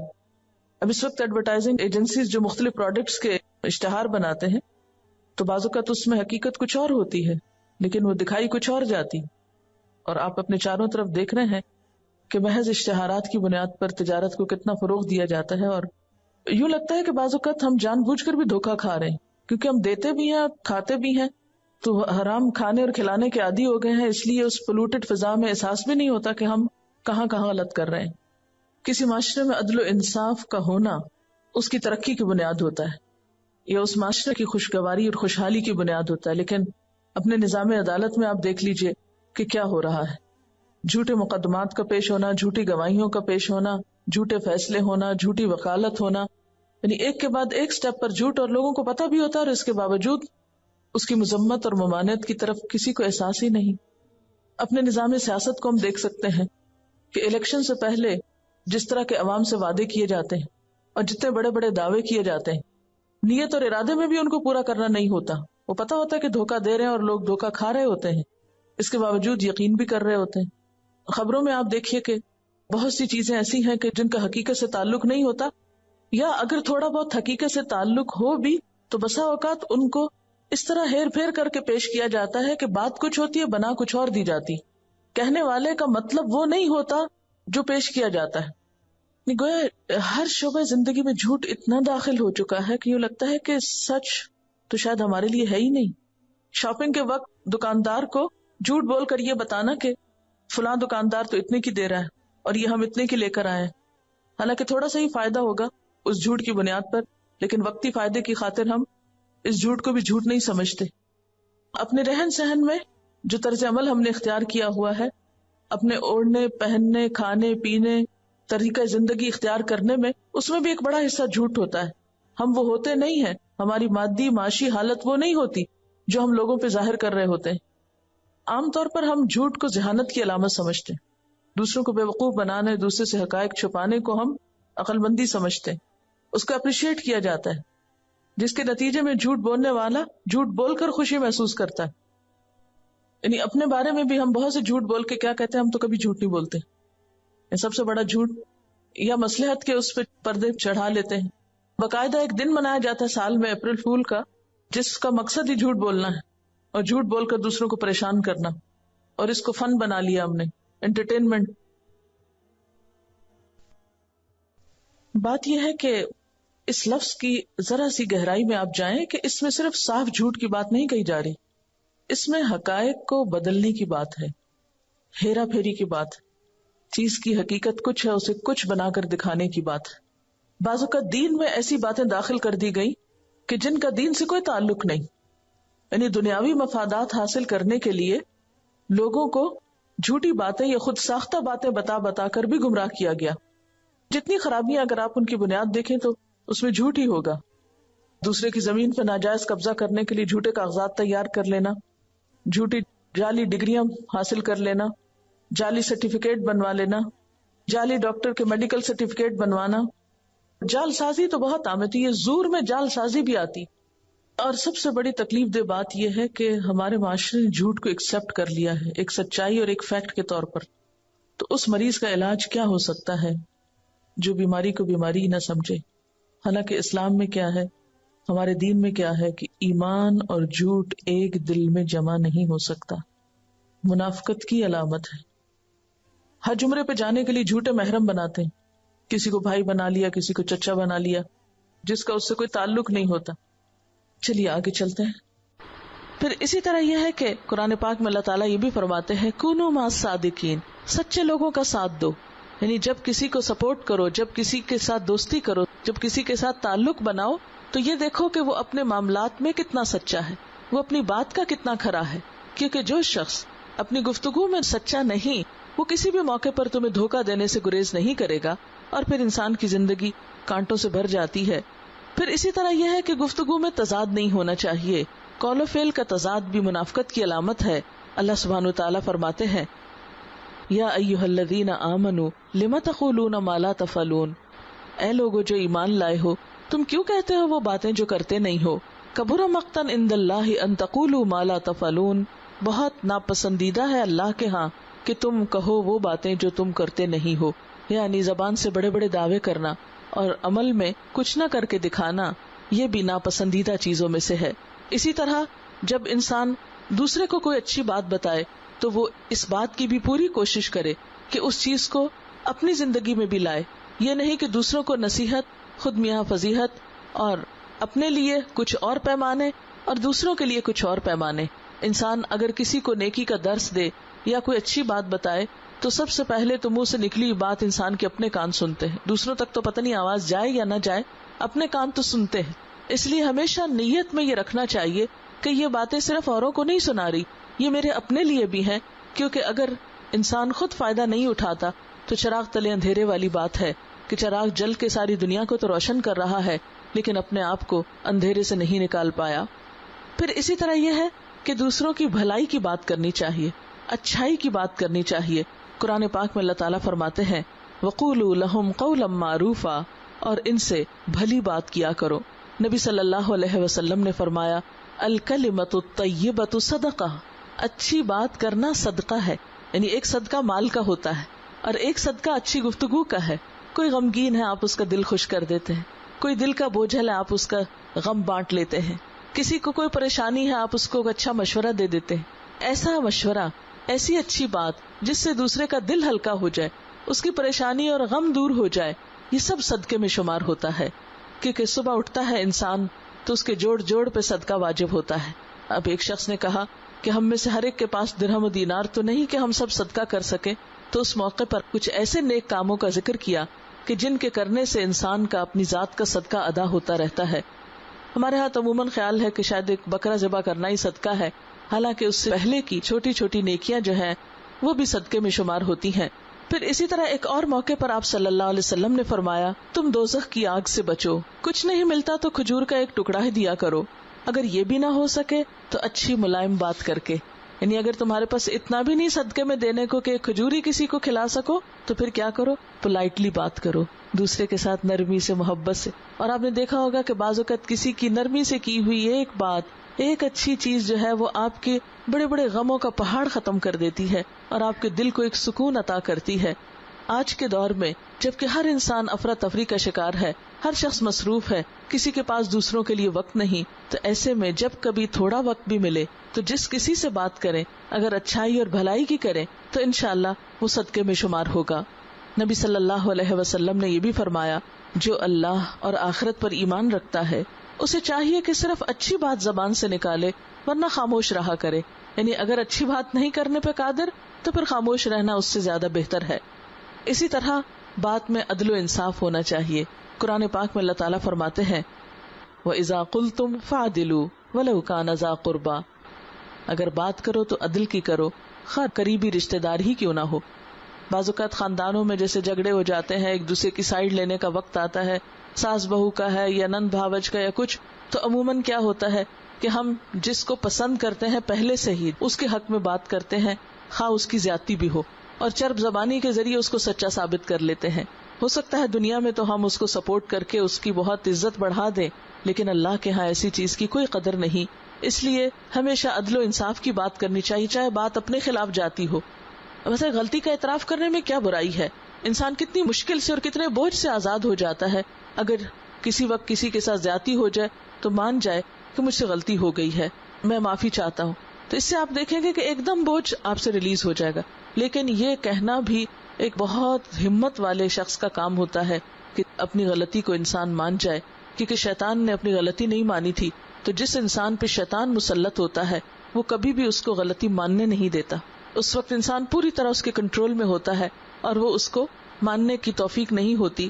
اس لیے اس وقت کڑوا گھونٹ کر کے انسان اپنی غلطی کا اعتراف کر لے اور دوسروں کے معاملے میں بھی عدل و انصاف کی بات کرے، اور اگر سمجھے کہ اس کے انصاف کی بات کہنے سے ایک اور بڑا فساد ہوگا تو ایسے موقع پر پھر خاموشی اختیار کرے، لیکن غلط بات، جھوٹی بات اور جھوٹی گواہی سے پرہیز کرے۔ اسی طرح یہ ہے کہ لوگوں سے دل جوئی کی بات کرنی چاہیے، ان کو ایسی خبریں نہیں سنانی چاہیے جس سے ان کا دل چھوٹا ہو۔ مثلا یہ نہیں کہ آپ کسی بیمار کے پاس جائیں اور آپ اس کے ساتھ گفتگو کر رہے ہو تو کہیں کہ یہ فلاں شخص اس بیماری میں مبتلا ہوا تھا، وہ تو فوت ہی ہو گیا تھا۔ اس طرح کی دل توڑنے والی یا دل چھوٹا کرنے والی باتیں ڈائریکٹلی یا انڈائریکٹلی جو ہیں انتہائی حماقت کی بات ہے. خواہ بھلے کوئی شخص مر ہی کیوں نہ رہا ہو، پھر بھی ہمارے منہ سے بھلا کیوں نکلے کہ ہم کسی کے لیے موت کا پیغام لے کر جائیں یا اس قسم کی گفتگو کریں جس سے دوسرے کا دل چھوٹا ہو. بعض اوقات کوئی بچہ کسی کا بیمار ہو جاتا ہے تو اس میں حوصلہ دینا کہ ہر چیز اللہ کے ہاتھ میں، نفع نقصان اللہ کے ہاتھ میں، زندگی موت اللہ کے ہاتھ میں ہے. تم اللہ سے اچھا گمان رکھو، تم دعا کرو، ہو سکتا ہے اس یقین سے مانگی ہوئی دعا سے تقدیر بھی بدل جائے. تو اس لیے اس چیز سے بھی منع کیا گیا ہے کہ لوگوں کے دل توڑنے والی اور حوصلے توڑنے والی باتیں کی جائیں. اسی طرح آپ صلی اللہ علیہ وسلم نے فرمایا یسروا ولا تعسروا وبشروا ولا تنفروا، لوگوں کے لیے آسانی پیدا کیا کرو، مشکلیں پیدا نہ کیا کرو، خوشخبری دیا کرو، نفرتیں نہ دلایا کرو. یعنی عام طور پر جب کسی کے ساتھ کوئی بات کرنا ہو تو بعض اوقات کوئی بری خبر بھی سنانا ہوتی ہے کبھی زندگی میں، تو اس کے لیے بھی ایک آسان بات جو ہے یا آسان طریقہ جو ہے وہ اختیار کرنا چاہیے. نبی صلی اللہ علیہ وسلم جب کسی سے تعزیت کرتے تھے تو اتنے اچھے الفاظ میں تعزیت کرتے تھے کہ وہ شخص اپنا غم بھول جاتا تھا. ایک خط ہے جو حضور صلی اللہ علیہ وسلم نے اپنے ایک صحابی کے بیٹے کی وفات پر لکھا ہوا ہے. وہ خط پڑھنے سے تعلق رکھتا ہے کہ جس میں آپ صلی اللہ علیہ وسلم نے اتنے انکریجمنٹ کی بات کی ہوئی ہے کہ یوں لگتا ہے اس کو پڑھ کے غم نہ رہے. نبی صلی اللہ علیہ وسلم کی طرف سے بھیجے گئے تعزیتی خط کی ایک کاپی آپ کے سامنے رکھتی ہوں. حضرت معاذ رضی اللہ تعالی عنہ کا ایک لڑکا وفات پا گیا تو نبی صلی اللہ علیہ وسلم نے ان کو تعزیتی خط لکھا. آپ کو معلوم ہے کہ حضرت معاذ رضی اللہ تعالی عنہ یمن کے گورنر بنا کر بھیجے گئے تھے آپ کے ہی ہاتھوں. تو ظاہر ہے کہ وہ ایک فاصلے پر تھے، آپ تعزیت کے لیے خود نہیں جا سکتے تھے، تو آپ نے ایک خط بھیجا. خط کس طرح لکھا گیا؟ بسم اللہ الرحمن الرحیم. یہ خط اللہ کے رسول محمد صلی اللہ علیہ وسلم کی طرف سے معاذ بن جبل کے نام ہے. ہمارے ہاں خط کیسے لکھتے ہیں؟ ڈیئر فلان. اب یہ نہیں پتا چلتا بعض اوقات کہ کس کا خط ہے، تو ہمیشہ خط لکھتے ہوئے مسنون طریقہ کیا ہے؟ شروع میں اپنا نام لکھیے، اس کی طرف سے اس کے نام. مثلا آپ کہتے ہیں او میں نے غلطی سے کسی کا خط پڑھ لیا، مجھے پتا نہیں تھا کس کا تھا، کیونکہ پوری طرح نام ہی نہیں لکھا ہوتا. پیاری بہن السلام علیکم. اب بہن سے مراد کون سی بہن؟ کوئی بھی بہن. آپ صلی اللہ علیہ وسلم کے ہر کام میں اتنی حکمت اور اتنی سمجھداری ہے کہ انسان حیران ہو جاتا ہے. یہ خط اللہ کے رسول محمد صلی اللہ علیہ وسلم کی طرف سے معاذ بن جبل کے نام ہے. تم پر سلامتی ہو، یعنی السلام علیکم. میں اللہ کا شکر اور اس کی حمد و تعریف کرتا ہوں جس کے سوا کوئی معبود نہیں ہے. تم بھی اللہ کا شکر اور اس کی تعریف کرو. اما بعد، اللہ تمہیں اجر عظیم دے اور تمہیں صبر دے اور ہمیں اور تمہیں شکر کی توفیق بخشے. ہماری اپنی جانیں اور مال اور بال بچے یہ سب اللہ کی خوشگوار نعمتیں ہیں، اور یہ ہمارے پاس اللہ کی رکھی ہوئی امانتیں ہیں. جب تک یہ تمہارے پاس رہیں مسرت اور خوشی تمہیں ملے، اور ان کے چلے جانے کے بعد اللہ اجر عظیم سے نوازے. تمہارے لیے اللہ کی رحمت اور انعام اور ہدایت ہو، اگر بشرطے کے اجر آخرت کی نیت سے صبر کرو. یعنی اگر صبر کرو تو تمہارے لیے اللہ کی رحمت، انعام اور ہدایت ہو. پس تم صبر کرو اور دیکھو تمہاری بے قراری اور بے صبری تمہیں اجر سے محروم نہ کر دے، ورنہ تم پچھتاؤ گے. اور اس بات کا یقین کرو کہ بے صبری سے کوئی مرنے والا لوٹ کر نہیں آ سکتا، اور نہ غم دور ہو سکتا ہے، اور جو حادثہ واقع ہوا ہے اسے تو ہونا ہی تھا. والسلام. کیا زبردست الفاظ ہیں، پوری حقیقت کھول دی کہ یہ اللہ کی نعمتیں ہیں، جب تک ہیں شکر کرو، ان سے فائدہ اٹھاؤ، اور جب چلی جائیں تو صبر کرو. یاد رکھو بے قراری اور غم کے اظہار سے وہ سب کچھ لوٹایا نہیں جا سکتا جو ہو چکا. یعنی کتنا ایک بے باکی بھی ہے اس میں، جرت سے بات اور حق پہنچانے کا انداز بھی ہے، اور ہمدردی بھی ہے، اور اجر آخرت کی طرف بھی توجہ دلائی گئی ہے. لیکن عموماً ایسی بات کرنے کے لیے محنت اور کوشش چاہیے ہوتی ہے، یا انسان کو سیکھنا پڑتا ہے، یا دل اپنا بڑا کرنا پڑتا ہے. تو اس کے لیے انسان ہمیشہ اللہ سے اجر کی توقع رکھتے ہوئے کوشش جاری رکھے. پھر اسی طرح یہ ہے کہ معاملہ کسی برے سے برے ترین انسان کے ساتھ ہو، تب بھی انسان کو اپنا اخلاق برا نہیں کرنا چاہیے. مثلا ہم دیکھتے ہیں کہ حضرت موسیٰ علیہ السلام اور حضرت ہارون علیہ السلام کو اللہ تعالیٰ فرعون کے دربار میں بھیجتے ہیں تو فرماتے ہیں وَقُولَا لَهُ قَوْلًا لَيِّنًا لَعَلَّهُ يَتَذَكَّرُ أَوْ يَخْشَىٰ. تم جا رہے ہو دونوں فرعون کو نصیحت کرنے کے لیے، اور فرعون جانا پہچانا تھا کہ وہ خدا کا دشمن ہے اور بہت متکبر انسان ہے. اور اس کی برائی میں کوئی شک نہیں تھا، لیکن اللہ تعالیٰ نے اپنے پیغمبروں کو کیا نصیحت کی؟ قولا لہ قولا لینا، اس کے ساتھ نرمی سے بات کرنا. لیکن آج ہمارے اندر یہ پیغمبرانہ اخلاق ختم ہو گیا ہے.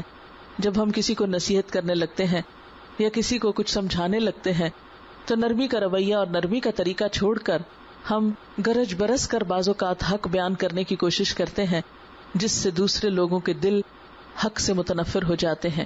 خاص طور پر دین کی تعلیم دینے والوں اور دین کی تبلیغ کرنے والوں کو یہ پیغمبرانہ اخلاق اپنانے کی بہت ضرورت ہے.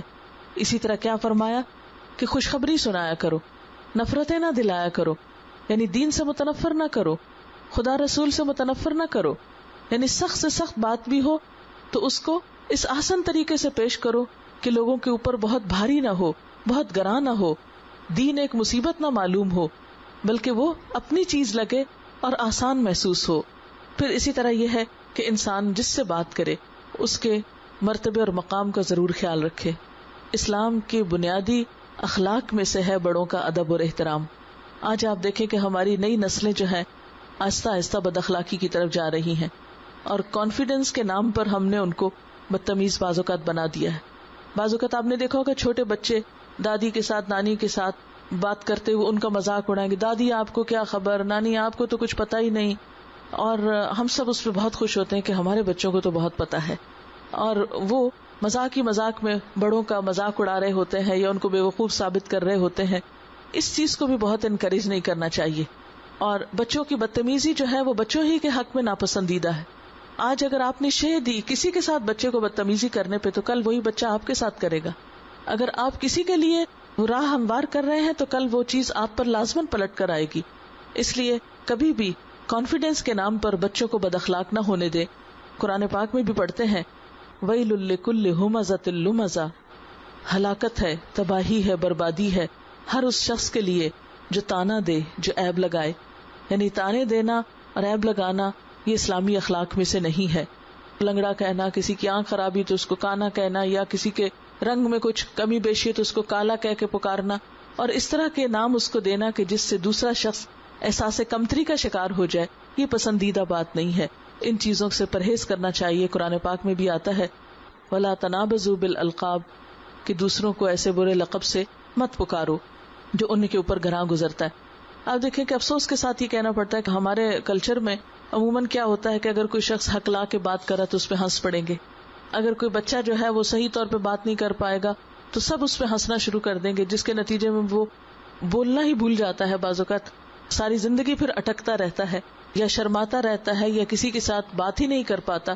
تو اس طرح کی چیزیں جو ہیں، کسی کو بے وقوف سمجھ کے اس پہ ہنسنا یا کسی کو کمتر سمجھ کے اس پہ ہنسنا، یہ چیز بھی اسلامی اخلاق سے میل نہیں کھاتی. پھر اسی طرح یہ ہے کہ بچوں کے ساتھ بھی آپ صلی اللہ علیہ وسلم جب گفتگو کرتے تھے تو ان کے ساتھ بھی بہت پیار سے معاملہ کرتے تھے. مثلاً ایک چھوٹا بچہ تھا جس کا نام عمیر تھا. اس نے ایک پرندہ پالا ہوا تھا جس کا نام نغیر تھا. اتفاق یہ ہوا کہ وہ پرندہ مر گیا. تو آپ صلی اللہ علیہ وسلم جب بھی اس بچے کو ملتے تو پوچھتے اے عمیر تمہارے نغیر کا کیا ہوا. یعنی آپ صلی اللہ علیہ وسلم کو کتنا کنسرن ہوتا تھا کہ بچوں کے انٹرسٹ اور دلچسپیاں کیا ہیں اور ان کو بھی اہمیت دیتے تھے. ہمارے ہاں کیا ہوتا ہے کہ بڑوں کو اہمیت دیتے ہیں مگر بچوں کو ہم بھول جاتے ہیں اور ہم کہتے ہیں یہ تو بچے ہی ہیں، ان کو کیا سمجھ ہے. حالانکہ ان کو بھی بہت سمجھ ہوتی ہے. لیکن نبی صلی اللہ علیہ وسلم بچوں کو خود آگے بڑھ کر خود سلام کیا کرتے تھے تاکہ بچوں کو بھی سلام کرنا آئے. ہم یہ تو بچوں کو ضرور کہیں گے چلو اٹھو سلام کرو بڑے کو، لیکن بڑے کبھی خیال نہیں کریں گے کہ ہم اچھا نمونہ پیش کریں گے تو بچے بھی سیکھیں گے. آپ صلی اللہ علیہ وسلم نے کبھی کسی کو یہ نہیں کہا تھا اٹھو سلام کرو، لیکن آپ صلی اللہ علیہ وسلم خود آگے بڑھ کر سلام کرتے تھے. اور آپ صلی اللہ علیہ وسلم نے یہ بھی فرمایا کہ جو سلام کرنے میں پہل کرتا ہے اس کا دل تکبر سے خالی ہوتا ہے. اور تکبر تو ایسی برائی ہے کہ جس کے دل میں رائی کے دانے برابر بھی ہو تو آپ نے فرمایا وہ جنت میں نہیں جا سکے گا. کیونکہ اللہ تعالیٰ کو سخت ناپسند ہے کہ کوئی شخص اپنی بڑائی کے مان میں رہے اور کسی بھی وجہ سے خود کو بڑی چیز سمجھتا رہے اور دوسروں کو حقیر سمجھے. اور تکبر کی تعریف بھی آپ نے یہی فرمائی کہ دوسروں کو حقیر سمجھنا، لوگوں کو اپنے سے کمتر سمجھنا اور حق بات کا انکار کر دینا. یعنی کوئی دین کی بات، سچائی کی بات سامنے آئے تو انسان کہے مجھے تو پہلے سے ہی پتا ہے، اس میں کون سی ایسی بات ہے، یہ میری تو شان کے خلاف ہے، یا یہ تو آج کے دور میں ہو نہیں سکتا، یا یہ تو میں کر نہیں سکتا. نہیں، انسان اللہ کی بات سن کر حضور صلی اللہ علیہ وسلم کی بات سن کر کبھی یکلخت یہ نہ کہے کہ یہ میں نہیں کر سکتا. ہمیشہ دعا کرنی چاہیے، توفیق مانگنی چاہیے، نیت کرنی چاہیے. پھر اگر انسان ہونے کے ناطے کوئی کمی بیشی ہو جائے تو اللہ تعالیٰ معاف فرمانے والے ہیں. پھر اسی طرح والدین کے ساتھ خصوصاً بات کرتے ہوئے احترام کا معاملہ کرنا چاہیے. قرآن پاک میں اللہ تعالیٰ فرماتے ہیں وَلَا تَقُلْ لَهُمَا أُفٍّ وَلَا تَنْهَرْهُمَا، تم ان کو اف تک نہ کہو اور ان سے جھڑک کے بات نہ کرو. یعنی ماں باپ کو ڈانٹ کر بات کرنا جو ہے یہ خاص طور پر قرآن پاک میں منع کیا گیا ہے. لیکن عموماً جب ماں باپ بوڑھے ہو جاتے ہیں یعنی پھر وہ بچوں جیسی حرکتیں کرنے لگتے ہیں، بات سمجھتے نہیں، تو بعض اوقات ہم ان سے ڈانٹ ڈپٹ کے بچوں کی طرح بات منوانے کی کوشش کرتے ہیں، تو یہ بھی کوئی پسندیدہ چیز نہیں ہے. پھر اسی طرح آپ دیکھیں کہ یہ ادب اور احترام جو ہے صرف اپنوں کے ساتھ یا والدین کے ساتھ ہی نہیں ہے. مثلاً آپ دیکھیے کہ آپ صلی اللہ علیہ وسلم نے جب ہرقل کو خط لکھا جو رومیوں کا بادشاہ تھا، حالانکہ وہ نان مسلم بادشاہ تھا، لیکن ان بادشاہوں کو خط لکھتے ہوئے آپ نے ان کا جو مرتبہ تھا اس کو ملحوظ خاطر رکھا.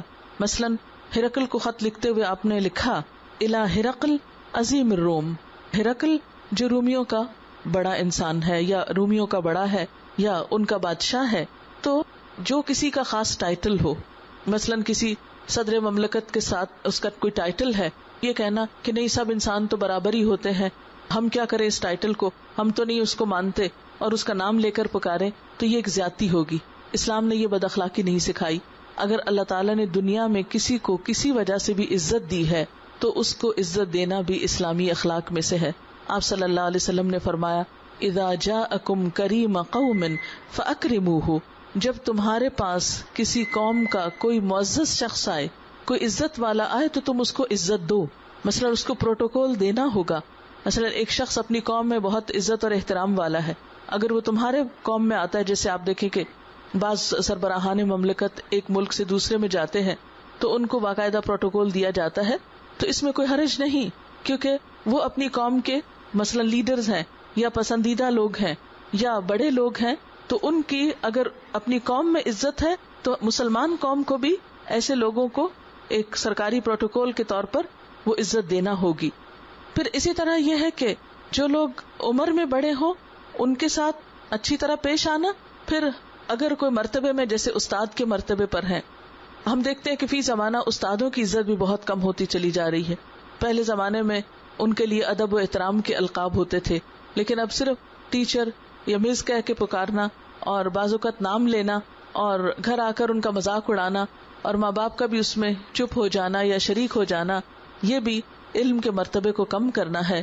تو استاد کا احترام اور استاد کی عزت جو ہے وہ بھی ضروری ہے. پھر اسی طرح یہ ہے کہ لوگوں کے ساتھ ان کے لیول پر بھی بات کرنی چاہیے. مثلا اگر کوئی شخص مشکل لفظوں میں بات نہیں سمجھتا تو اس سے انٹلیکچوئل لیول پہ بات نہیں کرنی چاہیے. مثلا اگر آپ اپنے نوکر سے بات کر رہے ہیں تو کوشش کریں اس کی زبان میں بات کریں، ایسی بات کریں جو اس کی سمجھ میں آئے. یہ نہیں کہ اس وقت آپ اپنا لیول دیکھیں کہ میری گفتگو کا لیول تو یہ ہے، چونکہ میں اتنا پڑھا ہوا ہوں اور ایسے لفظ مجھ کو بولنا ہے، تو اس لیے میں تو ہر موقع پر ناک کی سیدھ میں یہی لفظ بولوں گا، کسی کو سمجھ میں آئے یا نہیں. تو یہ بات بھی اسلامی اخلاق کے منافی ہے. ہم دیکھتے ہیں کہ نبی صلی اللہ علیہ وسلم جب کسی عام انسان سے بات کرتے تو اس کی سمجھ بوجھ کے مطابق بات کرتے.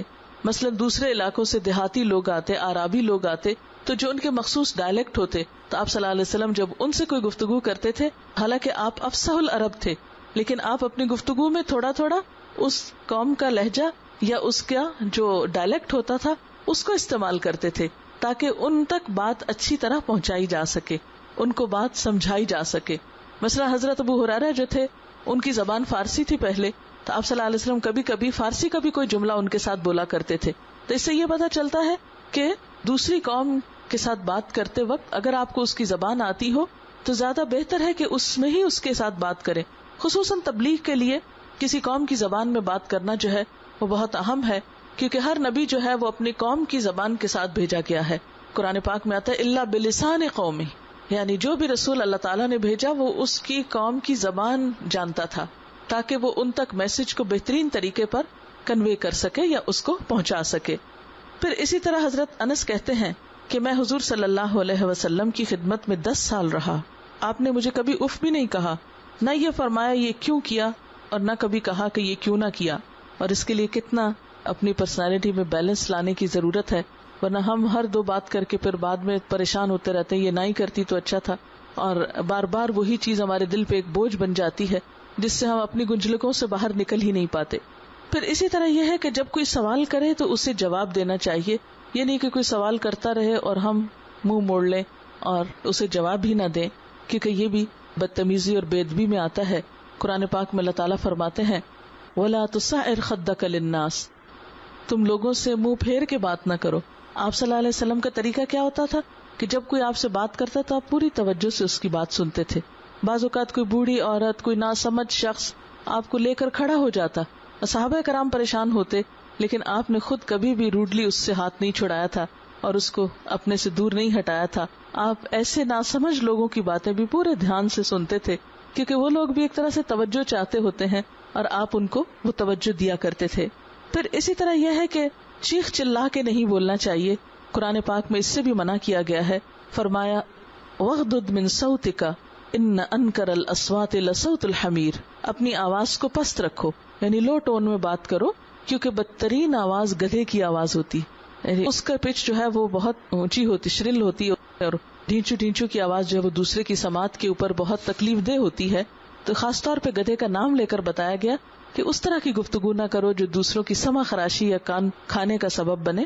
پھر اسی طرح یہ ہے کہ نہ تو اتنا تیز بولنا چاہیے کہ کسی کے پلے ہی کچھ نہ پڑے، اور نہ اتنا آہستہ بولا جائے کہ دوسرا پریشان ہو کے یہ بات ختم کب ہوگی۔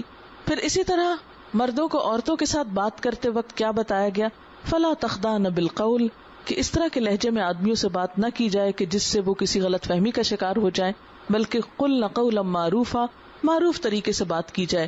یہ نہیں کہا گیا کہ مرد اور عورت کوئی بات کر ہی نہیں سکتے یا بات ہونی نہیں چاہیے، لیکن یہ کہ جب بات ہو تو صاف ستھری کھرے لہجے میں اس طرح کی بات ہو۔ یہ بھی نہیں کہا گیا کہ بہت سخت لہجے میں بات کرو۔ بعض لوگوں نے اس آیت کا مطلب کیا لیا ہے کہ مردوں سے بات کرتے ہوئے عورت بہت سختی سے بات کرے، یہ نہیں کہا گیا۔ جس چیز سے منع کیا گیا ہے وہ کیا ہے کہ ایسی بات نہ ہو کہ جس سے دل کی خرابی کا شخص کسی غلط فہمی میں مبتلا ہو جائے۔ پھر اسی طرح یہ کہ آسان اور سیدھی سادی زبان میں بات کرنا چاہیے لوگوں سے جو ان کی سمجھ میں آ جائے۔ لفظی تکلف اور بناوٹ اور ایسی زبان میں بات کرنا جس سے دوسرے پریشان ہوں، یہ کوئی اچھا اخلاق نہیں ہے۔ مثلا اگر ایک شخص فرینچ سمجھتا نہیں تو آپ صرف روب قائم کرنے کے لیے اس سے فرینچ میں بات کریں یا انگریزی میں بات کریں، کہ یہ تو ہوگا کہ لوگ مروب ہو جائیں گے، لیکن نقصان کیا ہوگا کہ دوسرے شخص کو شاید کچھ بات سمجھ میں ہی نہ آئے۔ پھر اسی طرح یہ ہے کہ ذو معنی باتیں کرنے سے بھی پرہیز کرنا چاہیے۔ بعض اوقات ہمارا مقصد کچھ ہوتا ہے اور ہم کہہ کچھ اور رہے ہوتے ہیں۔ عام طور پر یہ عادت پائی گئی ہے اور جس کے نتیجے میں کئی خرابیاں پیش آتی ہیں۔ آپ نے دیکھا ہوگا کہ جو بچے ویسٹ میں پڑھتے ہیں، وہاں پر پلتے بڑھتے ہیں، وہ بہت اسٹریٹ فارورڈ بات کرتے ہیں، جو کہنا ہوتا ہے وہی کہتے ہیں۔ لیکن ہمارے کلچر میں جو کچھ پیدا ہوتا ہے اس کا نتیجہ کیا ہوتا ہے؟ ہمارے دل میں کچھ اور ہوتا ہے، زبان سے ہم کچھ اور کہہ رہے ہوتے ہیں، کہنا کچھ چاہیے، کہہ کچھ اور رہے ہوتے ہیں۔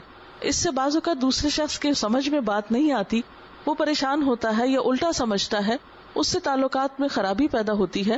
ٹھیک ہے، اسٹریٹ فارورڈ ہونے کا یہ مطلب بھی نہیں کہ آپ کھری کھری ایسی بدتمیزی سے بات کریں، لیکن یہ ہے کہ اسلامی اخلاق میں سے یہ بات ہے کہ دل اور زبان میں موافقت ہونی چاہیے۔ دل اور زبان کے فرق کا نام ہی منافقت ہے، کہ دل میں کچھ ہے، زبان پر کچھ ہے۔ جو دل میں ہے وہی زبان پر لاؤ تاکہ دوسرے شخص کو بات اچھی طرح پہنچا سکو۔ آپ صلی اللہ علیہ وسلم نے فرمایا، قیامت کے دن تم میں سب سے زیادہ ناپسندیدہ اور مجھ سے دور وہ لوگ ہوں گے جو بناوٹی انداز سے باتیں بنانے والے، اپنی بڑائی اور اپنی خوبیاں جتانے کے لیے عجیب و غریب گفتگو کرنے والے اور تکبر کرنے والے لوگ ہیں۔ یعنی ایسے لوگ قیامت کے دن حضور صلی اللہ علیہ وسلم کی مجلس میں بہت دور ہوں گے، آپ کو یہ لوگ پسند نہیں۔ پھر اسی طرح یہ ہے کہ الفاظ کا جو چناؤ ہے وہ بھی عمدہ ہونا چاہیے۔ بہت گھٹیا یا سلینگ لینگویج جو ہے یا بازاری گفتگو نہیں کرنی چاہیے، کیونکہ نبی صلی اللہ علیہ وسلم نے اس سے بھی پرہیز کیا ہے۔ آپ دیکھیں کہ اب ہمارے بچوں میں خاص طور پر جو جدید انگریزی کا شوق آیا تو سلینگ اتنی زیادہ عام ہو گئی ہے کہ اصل زبان جو ہے وہ پیچھے دبتی جا رہی ہے اور گھٹیا الفاظ جو ہیں وہ گفتگو کا حصہ بنتے جا رہے ہیں۔ نبی صلی اللہ علیہ وسلم نے اپنے بارے میں فرمایا کہ انا افصح العرب، میں عربوں میں سب سے زیادہ فصیح اللسان ہوں۔ ہمارے ہاں جیسے لیڈرز تقریر کرتے ہیں تو بعض کو دونوں بازو اٹھا کر یا میز وغیرہ جو آگے پڑا اس کے اوپر ہاتھ مار مار کر، بعض اوقات ریلیجس سرمنز جو ہیں وہ بھی اس قسم کے ہو رہے ہوتے ہیں، تو شاید ان لوگوں کی نظر سے یہ بات نہیں گزرتی کہ آپ صلی اللہ علیہ وسلم کا انداز کیا تھا. تو آپ صلی اللہ علیہ وسلم اپنی گفتگو میں بہت زیادہ جسم کو نہیں ہلاتے تھے، کیونکہ جب بہت جسم کو ہلایا جائے یا بہت زیادہ انسان خود اچھل کود کرے تو دوسرے شخص کے لیے وہ بھی پریشانی کا سبب بنتا ہے. پھر اسی طرح یہ ہے کہ چہرے کے تاثرات اچھے ہونے چاہیے، بات دوسرے کو سمجھ میں آنی چاہیے. بہت زیادہ ماتھے پہ بل ڈال کر بات کرنا یا تیوری چڑھا کے بات کرنا یہ چیز ناپسندیدہ ہے. آپ کو یاد ہوگا کہ ابن ام مکتوم آپ کے پاس آئے تھے اور تھوڑا سا آپ کے چہرے کا سٹائل بدلا تھا تو قرآن پاک میں سورت آ گئی تھی، سورت عبسہ، عبس وتولی ان جاءہ الاعمی. پھر اسی طرح یہ ہے کہ گفتگو میں کیا نہیں ہونا چاہیے. نمبر 1 یہ کہ کسی کو طنز نہیں کرنا چاہیے، تحقیر نہیں کرنی چاہیے. یعنی ایسا رویہ نہیں ہونا چاہیے کہ ٹانٹنگ وے میں بات نہیں کرنی چاہیے یا مذاق اڑا کے بات نہیں کرنی چاہیے، یا توہین آمیز رویہ نہیں ہونا چاہیے. نبی صلی اللہ علیہ وسلم نے تو مسلمان کی تعریف کیا بیان کی کہ المسلم من سلم المسلمون من لسانہ ویدہ. مسلمان تو وہ ہوتا ہے جس کے ہاتھ اور زبان سے دوسرے مسلمان محفوظ رہیں. اسی طرح دوسروں کی نقل نہیں اتارنی چاہیے، منہ نہیں چڑھانا چاہیے. نبی صلی اللہ علیہ وسلم نے فرمایا میں پسند نہیں کرتا کہ میں کسی انسان کی نقل اتاروں چاہے اس کے بدلے مجھے اتنا اور اتنا مال ملے، یعنی بڑی سے بڑی رقم بھی ملے تو میں کسی کا مذاق اڑانے کو اچھا نہیں سمجھوں گا. بہن بھائیوں میں گفتگو ہو رہی ہو تو آپ نے دیکھا کہ لڑکے جو ہیں بہنوں کو تنگ کرنے کے لیے ایسے ایسے لفظ بولے جائیں گے کہ وہ، یا ایک بات شوہروں کو عادت ہوتی ہے کہ بیوی کو ستانے کے لیے ایسے لفظ استعمال کریں گے کہ جس سے وہ بیچاری صرف روتی چلی جائے. تو جب ہمیں کسی کی کمزوری کا پتہ ہو تو بلا وجہ اس کو تنگ کر کے مزہ نہیں لینا چاہیے، خوش نہیں ہونا چاہیے، کیونکہ بعض اوقات دوسرے کے مسلسل زخمی کرنے سے نتائج جو ہیں وہ بہت نقصان دہ بھی ہو جاتے ہیں. اسی طرح اگر کسی سے آپ کا اختلاف رائے ہو گیا ہے، ڈفرنس آف اوپینین ہے، آپ ایک بات کہتے ہیں دوسرا دوسری بات کہتا ہے، تو اس میں یہ کہ دونوں کو اپنی رائے کا اختیار ہے یا حق ہے. اگر آپ اپنی بات پر جمنا چاہتے ہیں تو دوسرے کو بھی حق دے دیں کہ وہ اپنی بات پر قائم رہے اور اس کے باوجود تعلق اچھا رکھیں. بہت سے لوگ اختلاف کو مخالفت میں بدل دیتے ہیں، یعنی ذرا کسی سے بات فرق آئی، اپنے سوچ میں فرق آیا تو فوراً مخالفت پر اتر آتے ہیں، اور اس میں بعض اوقات الزام تراشی آ جاتی ہے یا گالی گلوچ شروع ہو جاتی ہے. آپ صلی اللہ علیہ وسلم نے اس کو بھی منافقت کی صفت قرار دیا ہے کہ انسان کسی پر گالی گلوچ کرے یا بیڈ لینگویج یوز کرے. حضرت انس فرماتے ہیں کہ آپ صلی اللہ علیہ وسلم نہ تو کبھی گالی دیتے تھے، نہ ہی سخت گوئی کرتے، اور نہ ہی کبھی بد زبانی کرتے، نہ لعنت کرتے، یعنی آپ کے منہ سے کبھی کسی کے لیے برے الفاظ نہیں نکلے تھے. پھر اسی طرح یہ ہے کہ کسی کی دل شکنی نہیں کرنی چاہیے. بعض لوگ خود کو کانفیڈنٹ کہلوانے کے لیے دوسروں کو توڑ توڑ کر باتیں اس طرح کی کرتے رہتے ہیں کہ جس سے وہ خود تو انجوائے کرتے ہیں مگر دوسرا شخص تکلیف محسوس کرتا ہے. پھر اسی طرح یہ ہے کہ مفروضوں پر مبنی سوال نہیں ہونے چاہیے، غیبت سے پرہیز کرنا چاہیے. یعنی گفتگو میں آپ اپنی بات کریں، دوسرے کا حال پوچھیں، اپنے کسی علم سے دوسرے کو فائدہ پہنچائیں، دوسرے سے کوئی بات سیکھیں. لیکن عموماً ہم دائیں بائیں لوگوں کی باتیں شروع کر دیتے ہیں، اور خاص طور پر وہ باتیں کہ جو وہ سنے ہمارے منہ سے تو ان کو کبھی اچھا نہ لگے. اسی کا نام غیبت ہے، بیک بائٹنگ ہے. اور بیک بائٹنگ کا مطلب کیا؟ ذرا امیجن کرے کہ آپ کی پیٹھ کے پیچھے آپ کی کمر کو کوئی نوچے آ کر، کہ آپ کو پتہ ہی نہ چلے کہ کون ہے. آپ نے بازو کا دیکھا ہوگا کہ ذرا سا پیچھے سے کوئی دھکا دے یا کچھ تو کتنا برا لگتا ہے کہ کون ہے جو پیچھے سے اس طرح کر رہا ہے. تو کہاں یہ کہ کوئی آپ کے پیچھے آپ کی برائیاں کر رہا ہو تو آپ کو کبھی بھی پسند نہیں آئے گی یہ بات. تو اس کے لیے آپ صلی اللہ علیہ وسلم نے بہت سخت الفاظ فرمائے کہ غیبت زنا سے بھی بدتر ہے، یعنی اتنا مکروہ فعل ہے. ایک شخص نے پوچھا کہ زنا سے بدتر کیسے ہے؟ آپ نے فرمایا آدمی سے زنا ہو جائے اور وہ توبہ کر لے تو اللہ تعالیٰ بخش دیتے ہیں، لیکن غیبت کرنے والا بخشا نہیں جاتا جب تک کہ وہ شخص نہ معاف کر دے جس کی اس نے غیبت کی ہے. یعنی کیونکہ حقوق العباد ہے، وہ شخص جب تک اپنا حق نہ چھوڑے تو اس شخص کی پکڑ ہے. حضرت انس سے روایت ہے آپ صلی اللہ علیہ وسلم نے فرمایا جب مجھے معراج کروائی گئی تو میرا گزر کچھ ایسے لوگوں پر ہوا جن کے ناخن تانبے کے تھے، یعنی میٹیلک ناخن تھے، اور وہ اپنے چہروں اور سینوں کو نوچ رہے تھے. میں نے پوچھا جبریل یہ کون ہیں؟ انہوں نے فرمایا یہ وہ لوگ ہیں جو لوگوں کا گوشت کھاتے تھے، یعنی غیبت کرتے تھے اور ان کی عزت کو پامال کرتے تھے، یعنی دوسروں کو ذلیل کرتے تھے اپنی محفلوں میں بیٹھ کر. اچھا بعض اوقات ہم سمجھتے ہیں کہ کسی سیاسی لیڈر پہ بات کرنا یا فلاں ادھر کی ادھر کی یہ سب جائز ہو جاتا ہے کیونکہ وہ تو لوگ ہیں ہی برے. حالانکہ دیکھا جائے تو ہماری بہت سی ایسی انفارمیشن صرف سنی سنائی پر ہوتی ہے. ہم حقیقت کو کچھ نہیں جانتے ہوتے. آپ صلی اللہ علیہ وسلم نے فرمایا کسی شخص کے جھوٹا ہونے کے لیے اتنا ہی کافی ہے کہ وہ ہر سنی سنائی بات آگے کرتا رہے. یعنی کوئی بھی ہو، خواہ کوئی بڑا ہو یا چھوٹا ہو، کوئی برا ہو یا اچھا ہو، جب تک ہمارے کوئی براہ راست ایسی سخت ضرورت نہیں تو کسی کی بھی برائی بلا وجہ کرنا جو ہے وہ پسندیدہ نہیں. پھر اسی طرح یہ ہے کہ بری باتیں محفلوں میں بیٹھ کے نہیں کرنی چاہیے. قرآن پاک میں اللہ تعالیٰ فرماتے ہیں لا يحب اللہ الجہر بالسوء من القول. اللہ تعالیٰ بری باتوں کو کھلے عام کہنا پسند نہیں کرتے، کیونکہ ہوتا یہ ہے کہ جب ایک بری بات کی جاتی ہے تو دوسرا سنتا ہے تو وہ حیا ختم ہو جاتی ہے، جھجک ختم ہو جاتی ہے. پھر نتیجہ کیا ہوتا ہے کہ انسان ایک دوسرے سے سن کر مزید اس کو آگے کرنے لگتا ہے. پھر اسی طرح چغل خوری سے بچنا چاہیے. چغل خوری کیا ہوتی ہے کہ دو لوگوں کو باہم لڑانے کے لیے کسی کی خاص طور پر برائی سنانا. مثلاً تمہیں پتا ہے فلاں شخص تمہیں کیا کہتا ہے، کبھی تمہیں پتا چل رہے تو تم اس کو دیکھو نہ پلٹ کے، اور پھر اس کی کوئی بات بتا دی. اب اس کا نتیجہ کیا ہوا کہ دونوں میں ایک دوسرے سے نفرت آ گئی، کلیش ہوا، اور واقعی انسان پھر دل میں بات رکھ کر دوسرے سے اچھی طرح مل نہیں سکتا. اور بعض اوقات یہ بھی ہو سکتا ہے کہ وہ بات بالکل ہی بے بنیاد ہو، کیونکہ ہمارا مزاج تحقیقی نہیں، ہم اس میں انویسٹیگیشن نہیں کرتے کہ ہاں واقعی کسی نے کہا بھی یا نہیں کہا، ہم پھر 100% اس کو یقین کر لیتے ہیں. پھر اسی طرح آپ صلی اللہ علیہ وسلم نے فرمایا کہ چغل خور جنت میں نہ داخل ہوگا، کیونکہ وہ لوگوں کو لڑاتا ہے نا آپس میں. جنت میں چلا جائے تو وہ بھی لڑا کے لوگوں کی جنت حرام کر دے. پھر اسی طرح یہ ہے کہ دل میں اگر کسی کے لیے بدگمانی ہو، برا ہو اور حسد ہو یا نفرت ہو تو ضرور زبان سے بھی کچھ نہ کچھ پھر اگلتا رہتا ہے انسان. آپ صلی اللہ علیہ وسلم نے فرمایا بدگمانی سے بچو، کیونکہ بدگمانی سب سے بڑا جھوٹ ہے. ٹو نہ لیتے پھرو، دوسروں کے عیب نہ ڈھونڈو، ایک دوسرے کے خلاف نہ بھڑکاؤ، آپس میں حسد نہ کرو، جھگڑا نہ کرو، اللہ کے بندو بھائی بھائی بن کے رہو. یہ ہے اسلام کی تعلیم کہ اگر واقعی مسلمان اس پر عمل کریں تو ان کے بہت سے مسائل ختم ہو سکتے ہیں. آپ صلی اللہ علیہ وسلم نے فرمایا جس نے مسلمان کے سر کوئی ایسی بات لگائی اس ارادے سے کہ اس کو ذلیل کرے، اللہ اسے جہنم کے پل پہ روکے گا جب تک وہ اپنے قول سے بری نہ ہو جائے. یعنی اگر کسی نے محض دوسرے کو لیٹ ڈاؤن کرنے کے لیے کوئی جھوٹا الزام اس پہ لگایا تو جنت میں اس وقت تک نہیں جا سکے گا جب تک کہ وہ یہ مان نہ لے کہ میری غلطی تھی یا میں نے یہ زیادتی کی تھی. پھر اسی طرح ایک دفعہ نبی صلی اللہ علیہ وسلم ممبر پہ تشریف لائے اور بہت بلند آواز سے فرمایا اے لوگو جو اپنی زبان سے اسلام لائے ہو اور ایمان تمہارے دلوں میں نہیں اترا، تم مسلمانوں کو تکلیف مت پہنچایا کرو، ان کو آر نہ دلایا کرو، نہ ان کے عیب کے پیچھے پڑو. جو لوگ اپنے مسلمان بھائی کے عیب کے پیچھے پڑیں گے تو اللہ ان کے عیب کے پیچھے پڑ جائے گا، اور جس شخص کے عیب کے پیچھے اللہ پڑ جائے گا اسے رسوا کر ڈالے گا، خواہ وہ اپنے گھر کے اندر ہی کیوں نہ ہو. اسی طرح یہ کہ لوگوں کے ظاہر پہ معاملہ کرنا چاہیے.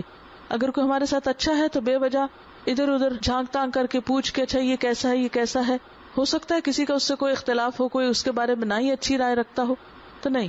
ہمیں کیا سکھایا گیا، وہ تمہارے ساتھ جیسا کر رہا ہے اس کے مطابق تم اپنا اوپینین انڈیپینڈنٹلی بناؤ. لوگوں کی باتوں کو سامنے رکھ کے کسی کے بارے میں اپنا اوپینین نہیں بناؤ. ہمارا کیا ہوتا ہے، ایک شخص کو ہم اپنی نظر سے اچھا پاتے ہیں، اچھا دیکھتے ہیں، وہ اچھا بھلا ہمیں محسوس ہوتا ہے، لیکن ہم اپنی محبت میں خوشی میں اس کا ذکر کرتے ہیں کہیں اور کہ فلاں شخص کیسا ہے. اس شخص کو کوئی اس سے جیلسی ہو سکتی ہے، کوئی اس سے نفرت ہو سکتی ہے، وہ کہتا ہے نہیں ہاں ٹھیک ہے دیکھتے جاؤ پتہ چل جائے گا، کوئی اس طرح کی بات کر دیتا ہے. نتیجتاً ہم پریشان ہو جاتے ہیں کہ پتہ نہیں کیا معاملہ ہوگا. پھر ہم بھی سوچنا شروع کر دیتے ہیں اچھا اب ذرا ہم بھی ڈھونڈے کہ کیا چیز ہے اس میں ایسی. نتیجہ کیا ہوتا ہے کہ کچھ نہ ہونے سے کچھ نہ کچھ ایسی چیز نکل آتی ہے کہ تعلقات خراب ہو جاتے ہیں، اور ایسا ہر انسان کے ساتھ ہوتا ہے. تو اس میں ہمیں کیا حکم دیا گیا کہ ادھر ادھر کے لوگوں کی رائے کے اوپر اپنی رائے مت بیس کرو، اپنی رائے خود اس کے ظاہر پر معاملہ کرتے ہوئے جو تمہارے ساتھ سامنے میں کر رہا ہے اس کے مطابق کرو. اور پھر انسان ہے، ہر شخص میں کوئی نہ کوئی کمی کوتاہی ہوتی ہے. تو ایسے میں کیا فرمایا، فَأَعْرِضْ عَنْهُمْ اعراض برتو، وَعِظْهُمْ نصیحت کر دو، وَقُلْ لَهُمْ فِي أَنفُسِهِمْ قَوْلًا بَلِيغًا اور ان کے دلوں میں اترنے والی بات کرو. دوسروں کی غلطیوں سے چشم پوشی کرو، انہیں نصیحت کرتے رہو، لیکن یہ نہیں کہ کسی کی چھوٹی سی برائی دیکھ کے اس کی ساری بڑی بڑی نیکی کو ضائع کر کے رکھ دو. پھر اسی طرح جب کسی ایسے شخص سے بات ہو کہ جو ناسمجھ ہے، بعض لوگ ناسمجھ ہوتے ہیں، لا علم ہوتے ہیں، وہ جھگڑے میں بحث میں پڑ جاتے ہیں، آرگیومنٹ شروع کر دیتے، لامتنا ہی باتیں شروع کر دیتے. تو ایسے موقع پر قرآن نے سکھایا وَإِذَا خَاطَبَهُمُ الْجَاهِلُونَ قَالُوا سَلَامًا، جب ناسمجھ لوگ ان سے بات کرتے ہیں تو وہ کہتے ہیں السلام علیکم، یعنی بات کو طول نہیں دیتے، بہت لمبا جھگڑا ان سے نہیں کرتے. کیونکہ ہوتا کیا ہے کہ انسان جتنا جتنا کسی سے الجھتا ہے اتنا ہی معاملہ گڑبڑ ہوتا چلا جاتا ہے. اسی طرح یہ ہے کہ ہنسی مذاق اچھی بات ہے، مگر ہر وقت ہنسی مذاق کی عادت نہیں ہونی چاہیے، اس سے بھی بعض اوقات مس انڈرسٹینڈنگز پیدا ہو جاتی ہیں. اسی طرح بات بات پہ قسم کھانا جو ہے، ہر چھوٹی بڑی بات پہ قسم کھا کھا کے یقین دلانا کہ میرے دل میں یہ سچائی ہے، یہ بھی کوئی پسندیدہ عادت نہیں ہے. اسی طرح یہ ہے کہ نہیں کے لفظ سے بات نہیں شروع کرنی چاہیے، اس سے دوسرے کا دل ٹوٹتا ہے. ہم بعض اوقات کوئی بات کرنا چاہتے ہیں تو نہیں کہہ کے شروع کرتے، یعنی گویا نگیٹ کر کے. نہیں تو بس ایک ہی بات میں اچھی ہے شروع میں، اور وہ لا الہ الا اللہ ہے. وہ اللہ تعالیٰ کی جب ذات کی بات ہو، ایک الہ ہونے کی بات ہو، تو اس وقت ہم نہیں سے بات شروع کر سکتے ہیں. مگر عام انسانوں کے بارے میں بات کرتے ہوئے ایسا طریقہ اختیار نہیں کرنا چاہیے. پھر اسی طرح اگر کسی محفل میں گفتگو ہو رہی ہے تو سب کو بات کرنے کا موقع دینا چاہیے. بعض لوگ بولنے میں اچھے ہوتے ہیں تو وہ خود ہی بولتے چلے جاتے ہیں اور دوسروں کو بات کرنے کا موقع نہیں دیتے یا ان کو نہیں سنتے. پھر اسی طرح یہ ہے کہ اگر انسان ظاہر اچھی بات کرنا چاہتا ہے تو اس کے لیے اپنے باطن کو بھی سنوارنا ہوگا. دل میں خوبصورتی لائیں گے تو خود بخود گفتگو میں بھی آنے لگے گی، ورنہ بہت دیر تک انسان دل اور زبان کے فرق کو قائم نہیں رکھ سکتا. جو دل میں نفرت بغض ہوتی ہے وہ نکل کر ہی رہتی ہے. اس لیے کوشش یہ کرنی چاہیے کہ اپنے دل کو دوسروں کے حسد اور نفرت سے پاک رکھیں، کیونکہ اس سے ان کو تو کبھی نقصان ہوگا سو ہوگا، ہمارا دل جو میلا ہے ہم کو نقصان ہوتا رہے گا. اس لیے اپنے آپ کو سنوارنے کی فکر دوسروں سے بڑھ کر ہونی چاہیے. اور آخری بات یہ کہ اللہ کے ذکر سے زبان کو تر رکھنا چاہیے، کیونکہ آپ صلی اللہ علیہ وسلم ہر وقت میں اللہ کا ذکر کیا کرتے تھے. جو شخص اللہ کا ذکر کرنے کی عادت ڈال لیتا ہے وہ زبان کے بہت سے آفات اور فتنوں سے محفوظ ہو جاتا ہے. تو اللہ تعالیٰ سے دعا ہے کہ وہ ہمیں بہترین عمل کی توفیق عطا فرمائے. وآخر دعوانا ان الحمد للہ رب العالمین. سبحان اللہ والحمد للہ ولا الہ الا اللہ واللہ اکبر ولا حول ولا قوة الا باللہ العلی العظیم. اللہم صل علی محمد وعلی آل محمد کما صلیت علی ابراہیم وعلی آل ابراہیم انک حمید مجید. اللہم بارک علی محمد وعلی آل محمد کما بارکت علی ابراہیم وعلی آل ابراہیم انک حمید مجید. ربنا آتنا فی الدنیا حسنۃ وفی الآخرۃ حسنۃ وقنا عذاب النار. ربنا لا تزغ قلوبنا بعد اذ هديتنا وهب لنا من لدنك رحمة انك انت الوهاب. ربنا هب لنا من ازواجنا وذرياتنا قرة اعين واجعلنا للمتقين اماما. یا حی یا قیوم برحمتک نستغیث. یا اللہ پاک جو کچھ ہم نے پڑھا ہے تو اپنی رحمت سے اسے قبول فرما. اللہ پاک جو باتیں تیری مرضی کے مطابق زبان سے نکلی ہوں ہمیں ان پہ عمل کرنا سکھا، اور اگر کوئی بات بھول کر زبان سے ایسی نکلی ہو جو آپ کو پسند نہ آئی ہو تو ہم سب کو اس سے پھیر دے اور ہمیں اپنے راستے کی طرف لے جا. یا اللہ ہمارے دلوں میں اپنی محبت پیدا کر دے، ہماری نیتوں کو اپنے لیے خالص کر لے. یا اللہ تو ہمیں اس راستے پر لے جا جو تجھ تک جاتا ہو. یا رب العالمین تو ہمارے نسلوں کو ایمان پر قائم رکھنا. یا اللہ ہمیں اپنے فرائض کو پورا کرنے کی توفیق عطا فرمانا.